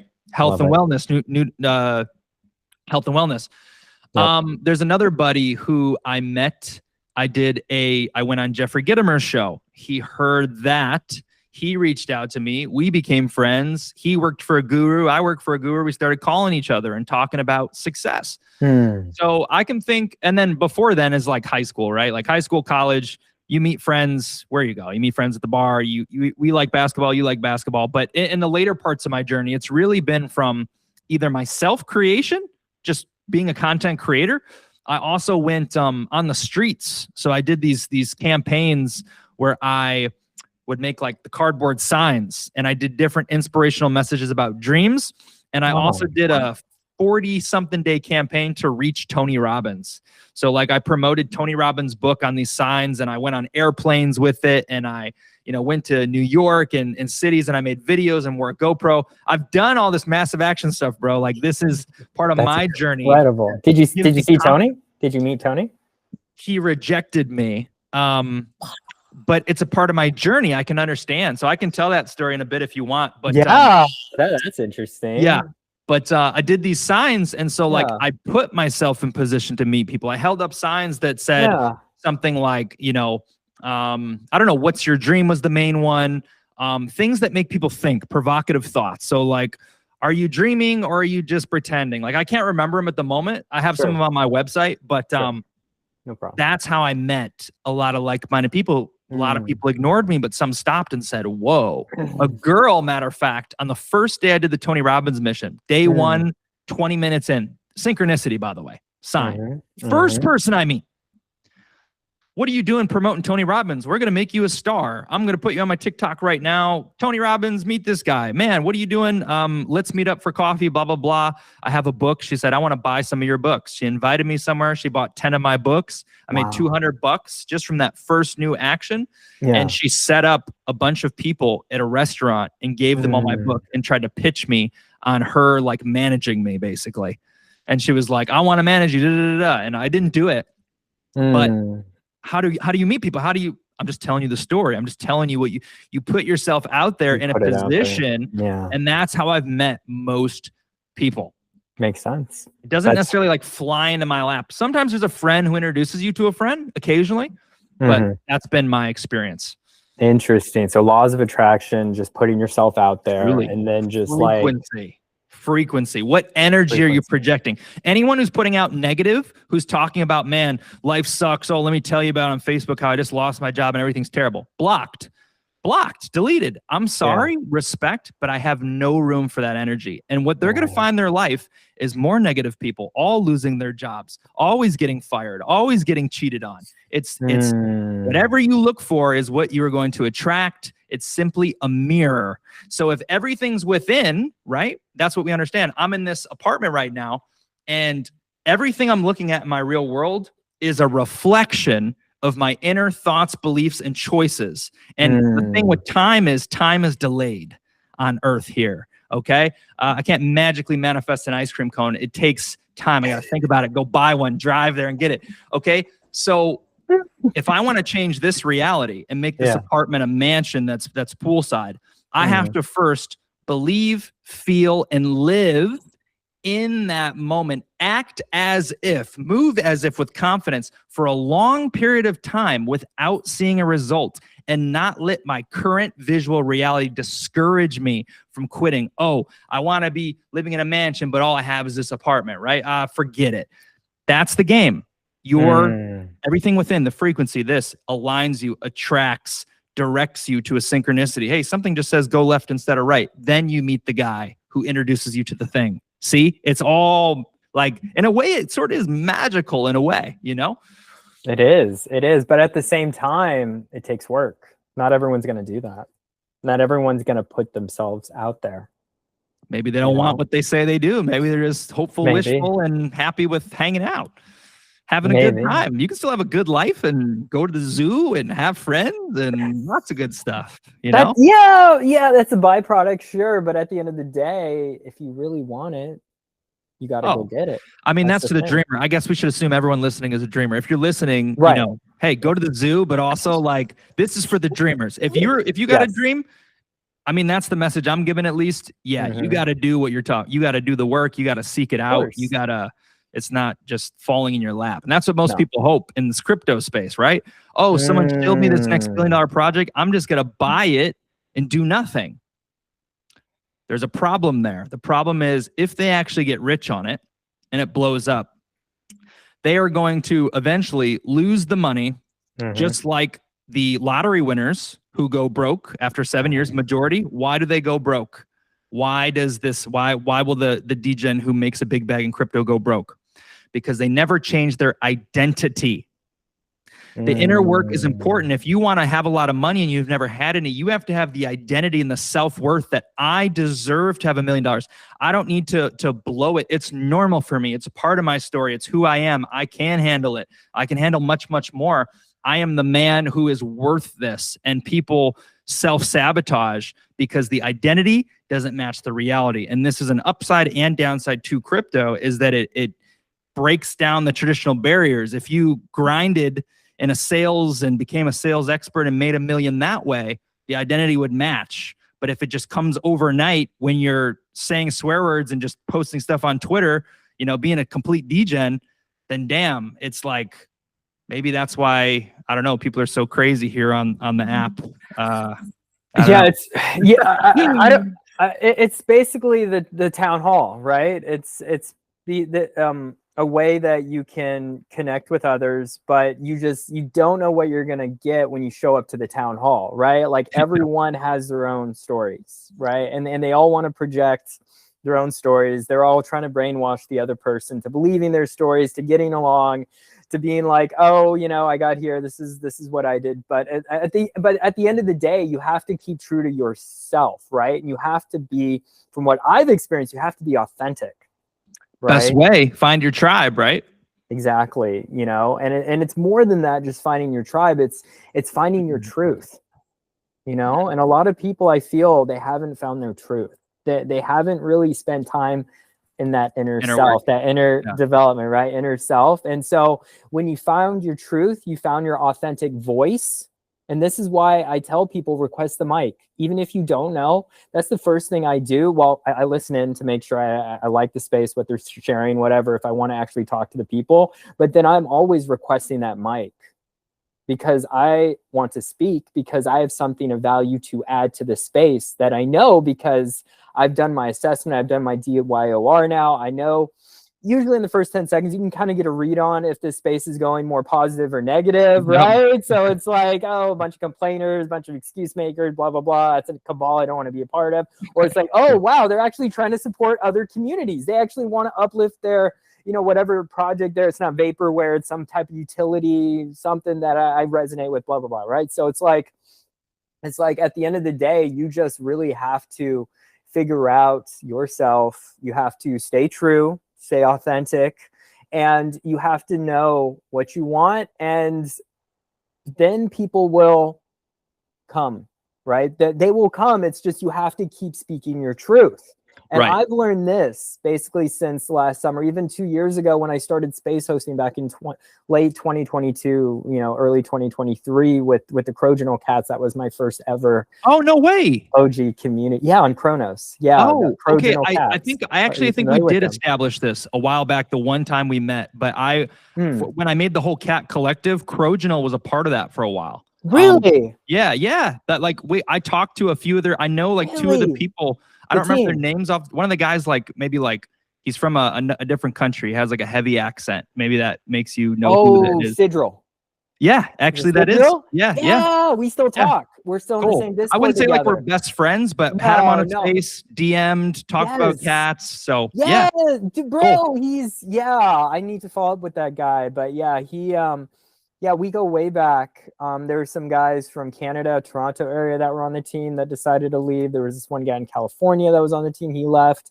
But anyway, basically nobody. Yeah, it sucks that project went down because I was really it was a really great community when they first started. They had a token, then it was an NFT project, and they had trading cards. They had a game. Yeah, bro. they had so many products. They had so many cool things in the work. Nobody wanted to space host, so I decided to space host. Right.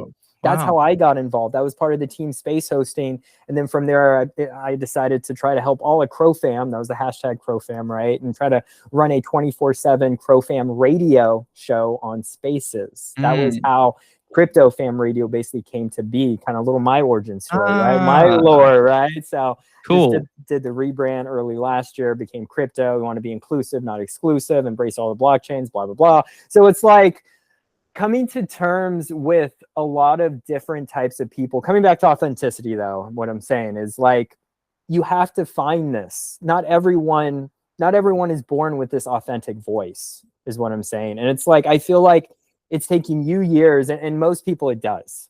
You're not going to be an amazing communicator right from, out of your mom's womb, obviously, right? It takes work. It takes discipline. It's a skill. It's a learned skill. Not everyone can do what we can do, Zach. I've learned this too, because I have so many people, requesting, hey, come co-host, be a space, so do this. I'm like, dude, I got to start charging eventually. What the heck? It's ridiculous, bro. But it's coming to terms with your authentic voice. Zach, where did you find this authentic voice? How did you build it?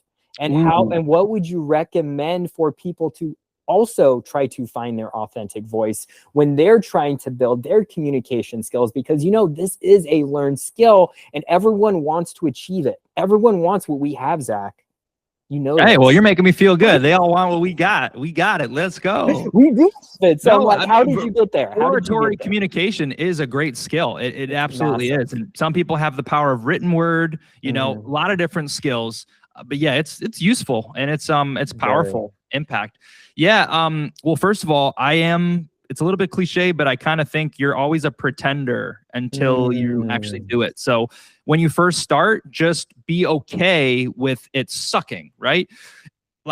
There's people who I know in my community who are shy. We got them up on the mic and they stuttered a few times. They stammered, but we let them know, hey man, this is an open environment. Dude, we're not judging you. I remember the first time my legs were shaking. My voice was trembling. Dude, you're all good. And builds.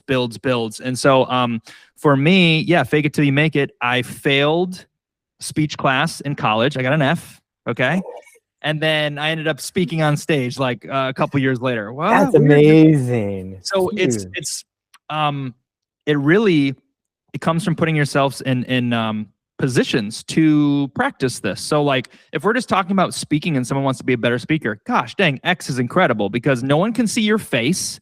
Right. This is harder, right? So not for me and you. We're right. We're professionals. I'm not fearful of love. We do I'll sneeze a giant booger right now. I don't care, right? I'm confident in myself. Yeah, you are too. So this is easy, but I say, guys, X is the easiest place because first of all, no one can see your face. It's just your voice. You can click the button. You can hang up at any time. If you get super nervous, just press end and leave. Oh, it was a glitch. It dropped. Got wrecked. And you're using most people aren't doxxed. So no one knows who you are. Speak your truth. So actually X is a great way to learn and develop X spaces actually. But for me, it was just I don't know, different things put me in different positions. Like the main thing was I got in that network marketing, and one of our marketing tools was Facebook Lives.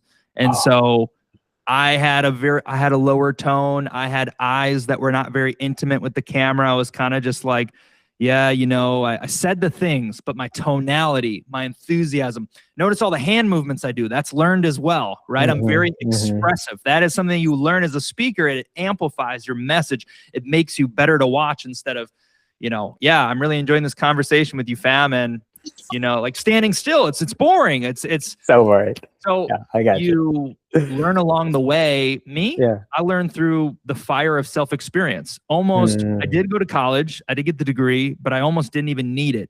Most of my experience was built from my own endeavors of exploration.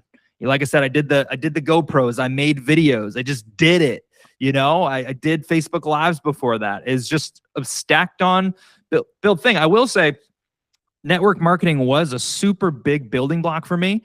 Going back in time, I wouldn't do it financially. It doesn't make sense. But building you as a person, fantastic, because not only did we have to do like Facebook Lives as marketing, but we also did presentations, right? So you'd invite some of your friends over. My first speech was in my college apartment at Illinois State. And I stood in front of the TV and my buddies were on the couch. These are buddies who I knew very, very well. My roommates, my friends, there's nothing to worry about. And even then, got choked up, got super nervous. There's 3 or 4 people. They're right in front of me. That was in college, man. And you just had to break that ice. And it's built. You got to rip off the Band-Aid of speaking something you want to do. Or for anything. If you want to just tell yourself, be okay with the fact that you're going to suck at whatever you start at. You're going to suck and you're going to try. But as long as you commit to seeking knowledge on how you can get better, man, that speech, that was embarrassing. Let me listen to 5 podcasts about how to become a great speaker. And it's going to take me 3 times to really lock in this knowledge. And then let me apply it. That's the game. That's the game. The trials and fire of life. Throw yourself out there, learn, put your parachute on as you fall out of the sky, right? You jump out of the airplane without the parachute, you put it on the way down. That's the game, I'd say. That's scary for a lot of people, though. How do they get over that hump though? Yeah. Okay, that's the thing. It's going to be. There will always be fear. Right. Always. But especially public speaking. Think about it. Yeah, it's one of the number one in the world. Fear. Yeah, exactly. Yeah, it is. It absolutely is. But man, becoming a deeper thinker, this is where you can superficially hack life. So to give you insights, my spiritual journey has given me deeper insights on how to play this life and my confidence. If I see this as just sort of some kind of game, right? I'm just here to learn as a soul and, you know, whatever. I already know what's going to happen. Then I guess I should just kind of go full tilt and YOLO it a little bit, not negatively, but for whatever I want to make happen. Like dream as big as I want because it's just a big game. Like it's helped me. It's helped me in that way. So that's helped me to be more free flowing, take more risks. And I think if people, I kind of lost my train of thought. Concussion. No, you're good. You're good. I think, No, you're totally good, man. What I was gonna say to kind of just end with that train of thought was like, don't take yourself so seriously. Yeah, because we think other people are thinking about us, but the truth is most people are too busy thinking about themselves, right? Like you think early on in high school, like, oh man, they're looking at me, they're checking out my outfit. And I was like, high school didn't even matter. It was a tiny little step in the journey. It's way gone. If I had a bad acne in high school, actually, right? And so I was like, oh man, got this big old white head. Everyone's thinking I'm a loser. Right. I'm never gonna overcome this, bro. It's over. Your skin clears up. You move on. So once you stop, the big thing that holds back, that causes a lot of fear, is your concern about what other people's opinion are of you. So in my journey in inner development, I had to get to a point where I stopped caring. So when I came out and said the things, I'm going to chase my dreams. Dude, you were the class clown in high school. Dude, you weren't this leader. You used to goof off. You used to be in the dean's office. You're not this person. Who do you think you are? That's why your biggest supporters are strangers, because they know you for who you are today, not your history, right? And I let that go at different stages, and some of those people filtered out based on the frequency, right? When COVID came up, I started talking about controversial things. That was one of my first awakenings, sort of, was COVID. That kind of like struck, things didn't make sense. I'm a very critical thinker, like, okay, I understand this, but how does this make sense? You have to wear a mask when you're walking in the restaurant, but then when you sit down, you can take it off and eat. Same thing for the plane. So the germs just take a break. Right? That just doesn't make, something's not making sense to me. Walmart can be open and it's a huge store, but a tiny store that could do one person at a time can't just do one person at a time. Social distancing, right? Just throw things up, right? You get it? And math ain't math. That's another thing. And so I started talking about the stuff. And when I talk about the NPC syndrome, man, the people fuming at the head, you're out of your mind. You're killing everyone. Da, da, da, da, da. I'm blocking you. Don't follow Zach, blah, blah, blah, blah. Oh my and gosh. I lost a lot of people right then and there who I had great friendships with, right? And so that's kind of if you, now I'm at the point where I am free. I'm free, baby. I don't care what you think. A lot of my friends are the people I'm building with. I don't, I have some friends still, but it keeps evolving because I keep evolving. Who I was in college 5, 6, 7 years ago, maybe. What was that? 2018? Yeah, 2018. I am a completely different person. So it's totally different. That me is totally different. The version of me who was at mom's house, totally different today. New belief system, because I'm nonstop learning. And everything you learn, a lot of facts seem to be, constants, and they're pillars in your life until you learn new information that contradicts it, and it makes your belief evolve. Maybe you believed this until you learned this, and it forced you to evaluate and change your belief, and that changes who you are. And I think now, whoever I'm resonating with today, that's one level. But if I get crazier, I might turn off even the current level to reach a new level. That's okay. That's the game of life. Constantly evolving, and whoever resonates with you, well, you'll be really in tune with, and you'll deeply connect with, Yeah, I do know. And I'm just like, I'm really enjoying what we've talked about so far, Zach. I feel like we're kind of getting towards a close. I do have a few more questions. Sure, yeah. We've been going on for a little over 2 hours. Dude, it's all good. It's all amazing. Good. I'm like, man, how long can this guy go? Dude, I've gone for hours before, but it doesn't need to be a 10-hour thing. Whenever you're ready, I'm cool with it. Like I said, I'm passionate, right? At least I'm passionate. I can tell. When you're passionate, you have a well of energy that never dies. I don't want to get political, but I will give credit, because Trump has this. People hate Trump. It doesn't matter who you like, who you love. Don't even say I love him. I'm saying that he undeniably has this trait where he is an infinite well of energy, and he's super old. A lot of it's mindset. He says, I was talking to this elderly woman. He's elderly. He's 80 something or 79. He's elderly, but he doesn't see himself as elderly. He sees them as elderly. Mindset, passion. He has a fire for life. And so infinite energy at an old age. Got to give him credit for that. That's true. And I've also heard, I've never met him in real life, but Scott Adams, you can go back to him. Yeah, he met Trump in real life. He met him at the White House. He tells about his experience, and what he says is so impactful. I'm going to impart it to you today. Yeah, but when Trump looks you in the eye, you're the only other person in the room. Obviously, he's like your best friend. He takes time. He asks you questions. He is a natural storyteller. He will tell you just basically not just about his life, but like how impactful you have been to him. You see what I'm saying? He is a world-class marketer, bro. Yes. Like, this guy, man, and he's just like so intentional. And Scott just was like, after his time at the White House, like he loved Trump to begin with, even before. He was one of the few predictors that predicted he would be the president back during his first term. Like he was one of the first ones to call it out, basically. He's like the master predictor in that. He talks about it in this whole persuasion book he came out with. But all to say that, I'll definitely shoot it to you later. But it's just, it reminds me of like why we do what we do too, because Trump, you know how I feel like there's two different types of people, right? There's people that like things, right? You can tell they're all about the things, but then there's people that are really into other people. right? Right. Trump is one of those people. He's into people. He wants to be there. He wants to listen to you. I feel like you're a people person. I'm a people person. 100%. We are. I don't do what I do for people. things at all. It's bigger vision, and people are a huge part of it. Exactly. Impact, right? Impact. Most amazing, great marketers, they are people, people persons, essentially, right? They are so into what people are doing. They want to find the problem that they can solve for this person, and they want to go next level with them. And that's basically that's Trump in a nutshell. And like what he firmly believes, what he's doing is for the people, right?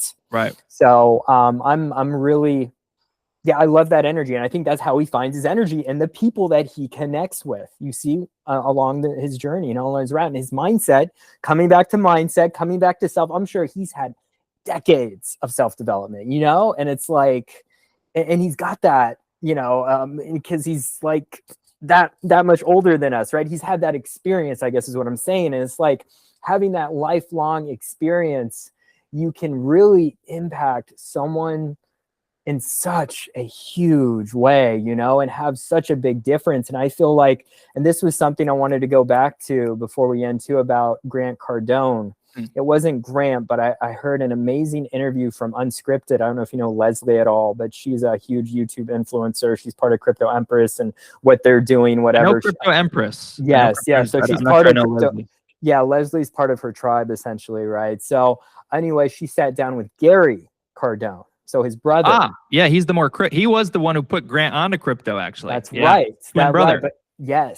But Gary's interview I thought was very impactful because he talked about, he didn't really, he talked about anything about crypto. He's out of the game. He's all about art now. He's like painting shit and everything. He's a painter now. He's got tons of paintings now, and he doesn't even sell them. He just does it because he wants to do it.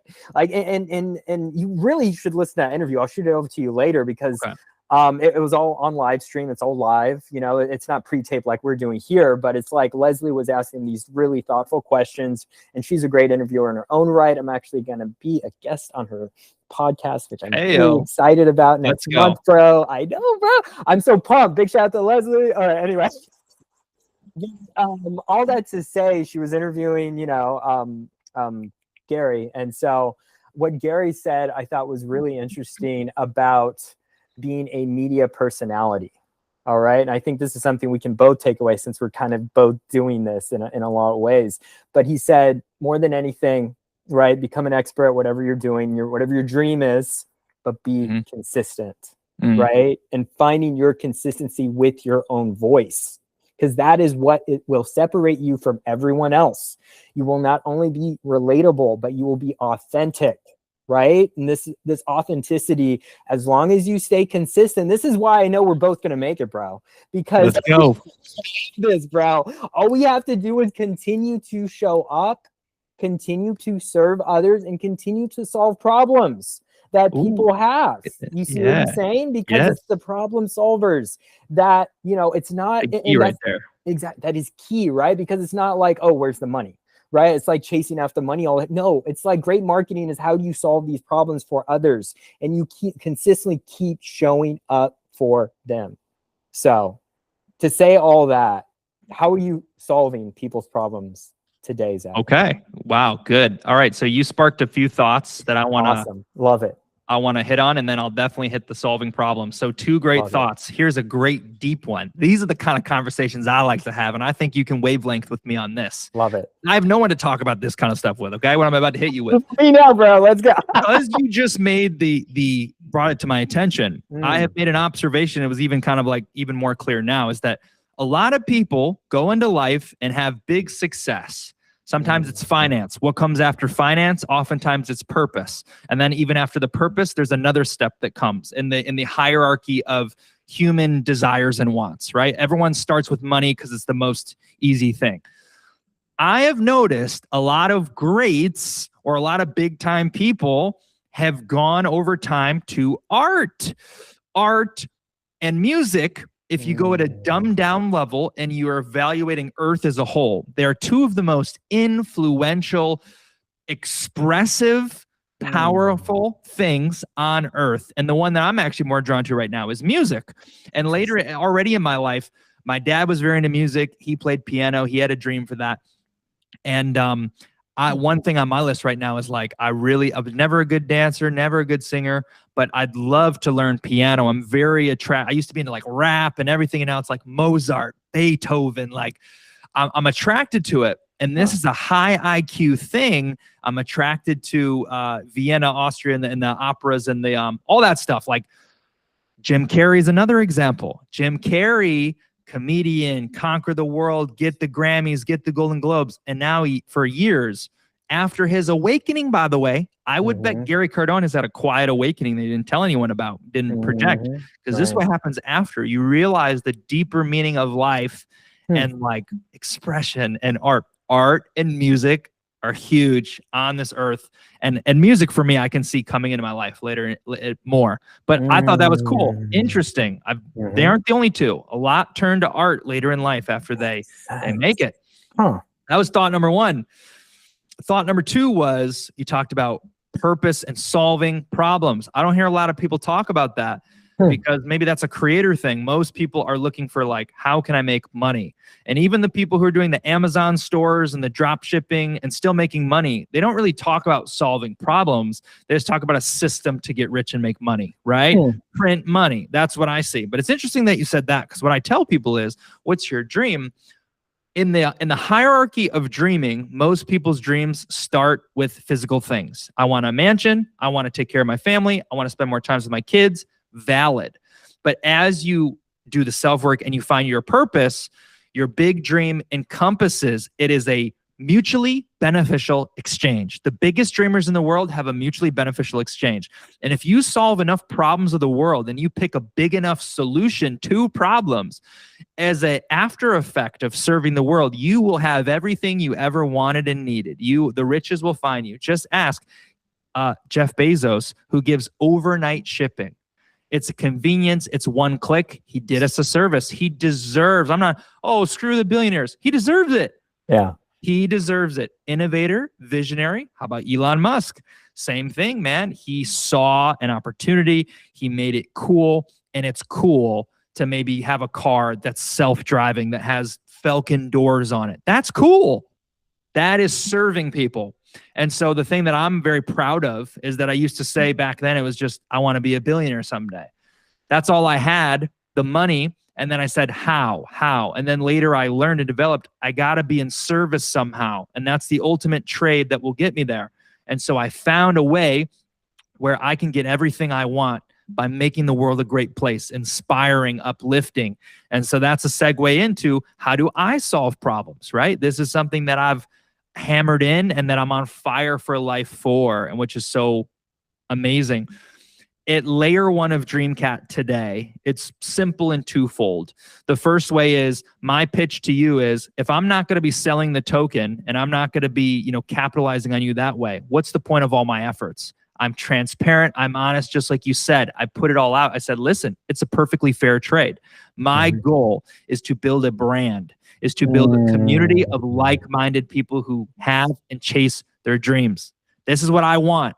And that's what I'm getting. And if you help me by making content, making edits, and share it out, I will do my part to put energy and attention on this vehicle that can build something huge, a huge entity in the world, by promoting it, using massive action. And so we are both winning, because you can sell your token if you want.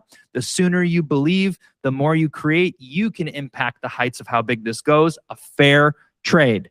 The second part is throw money away. Don't even buy our token, but still come to the Dream community and change your life, because we are educating and teaching the lessons of success that will allow you to navigate this Web3 journey, because they still apply in Web3 and in your life. And we give them away for free. All you have to do is tap in and have that interest. And so today, those are the problems that I solve. People say, I want more money. Let's teach about the laws. Let's teach about the law of assumption, Neville Goddard. Let's teach about how everything is within. Let's teach about the power of belief and brainwashing. You need all these blocks to the puzzle, pieces to the puzzle. So today, that's how I solve problems. And my biggest endeavor, without saying it exactly the way that I want to help shape the world, is I see myself as a vehicle for the dreamer.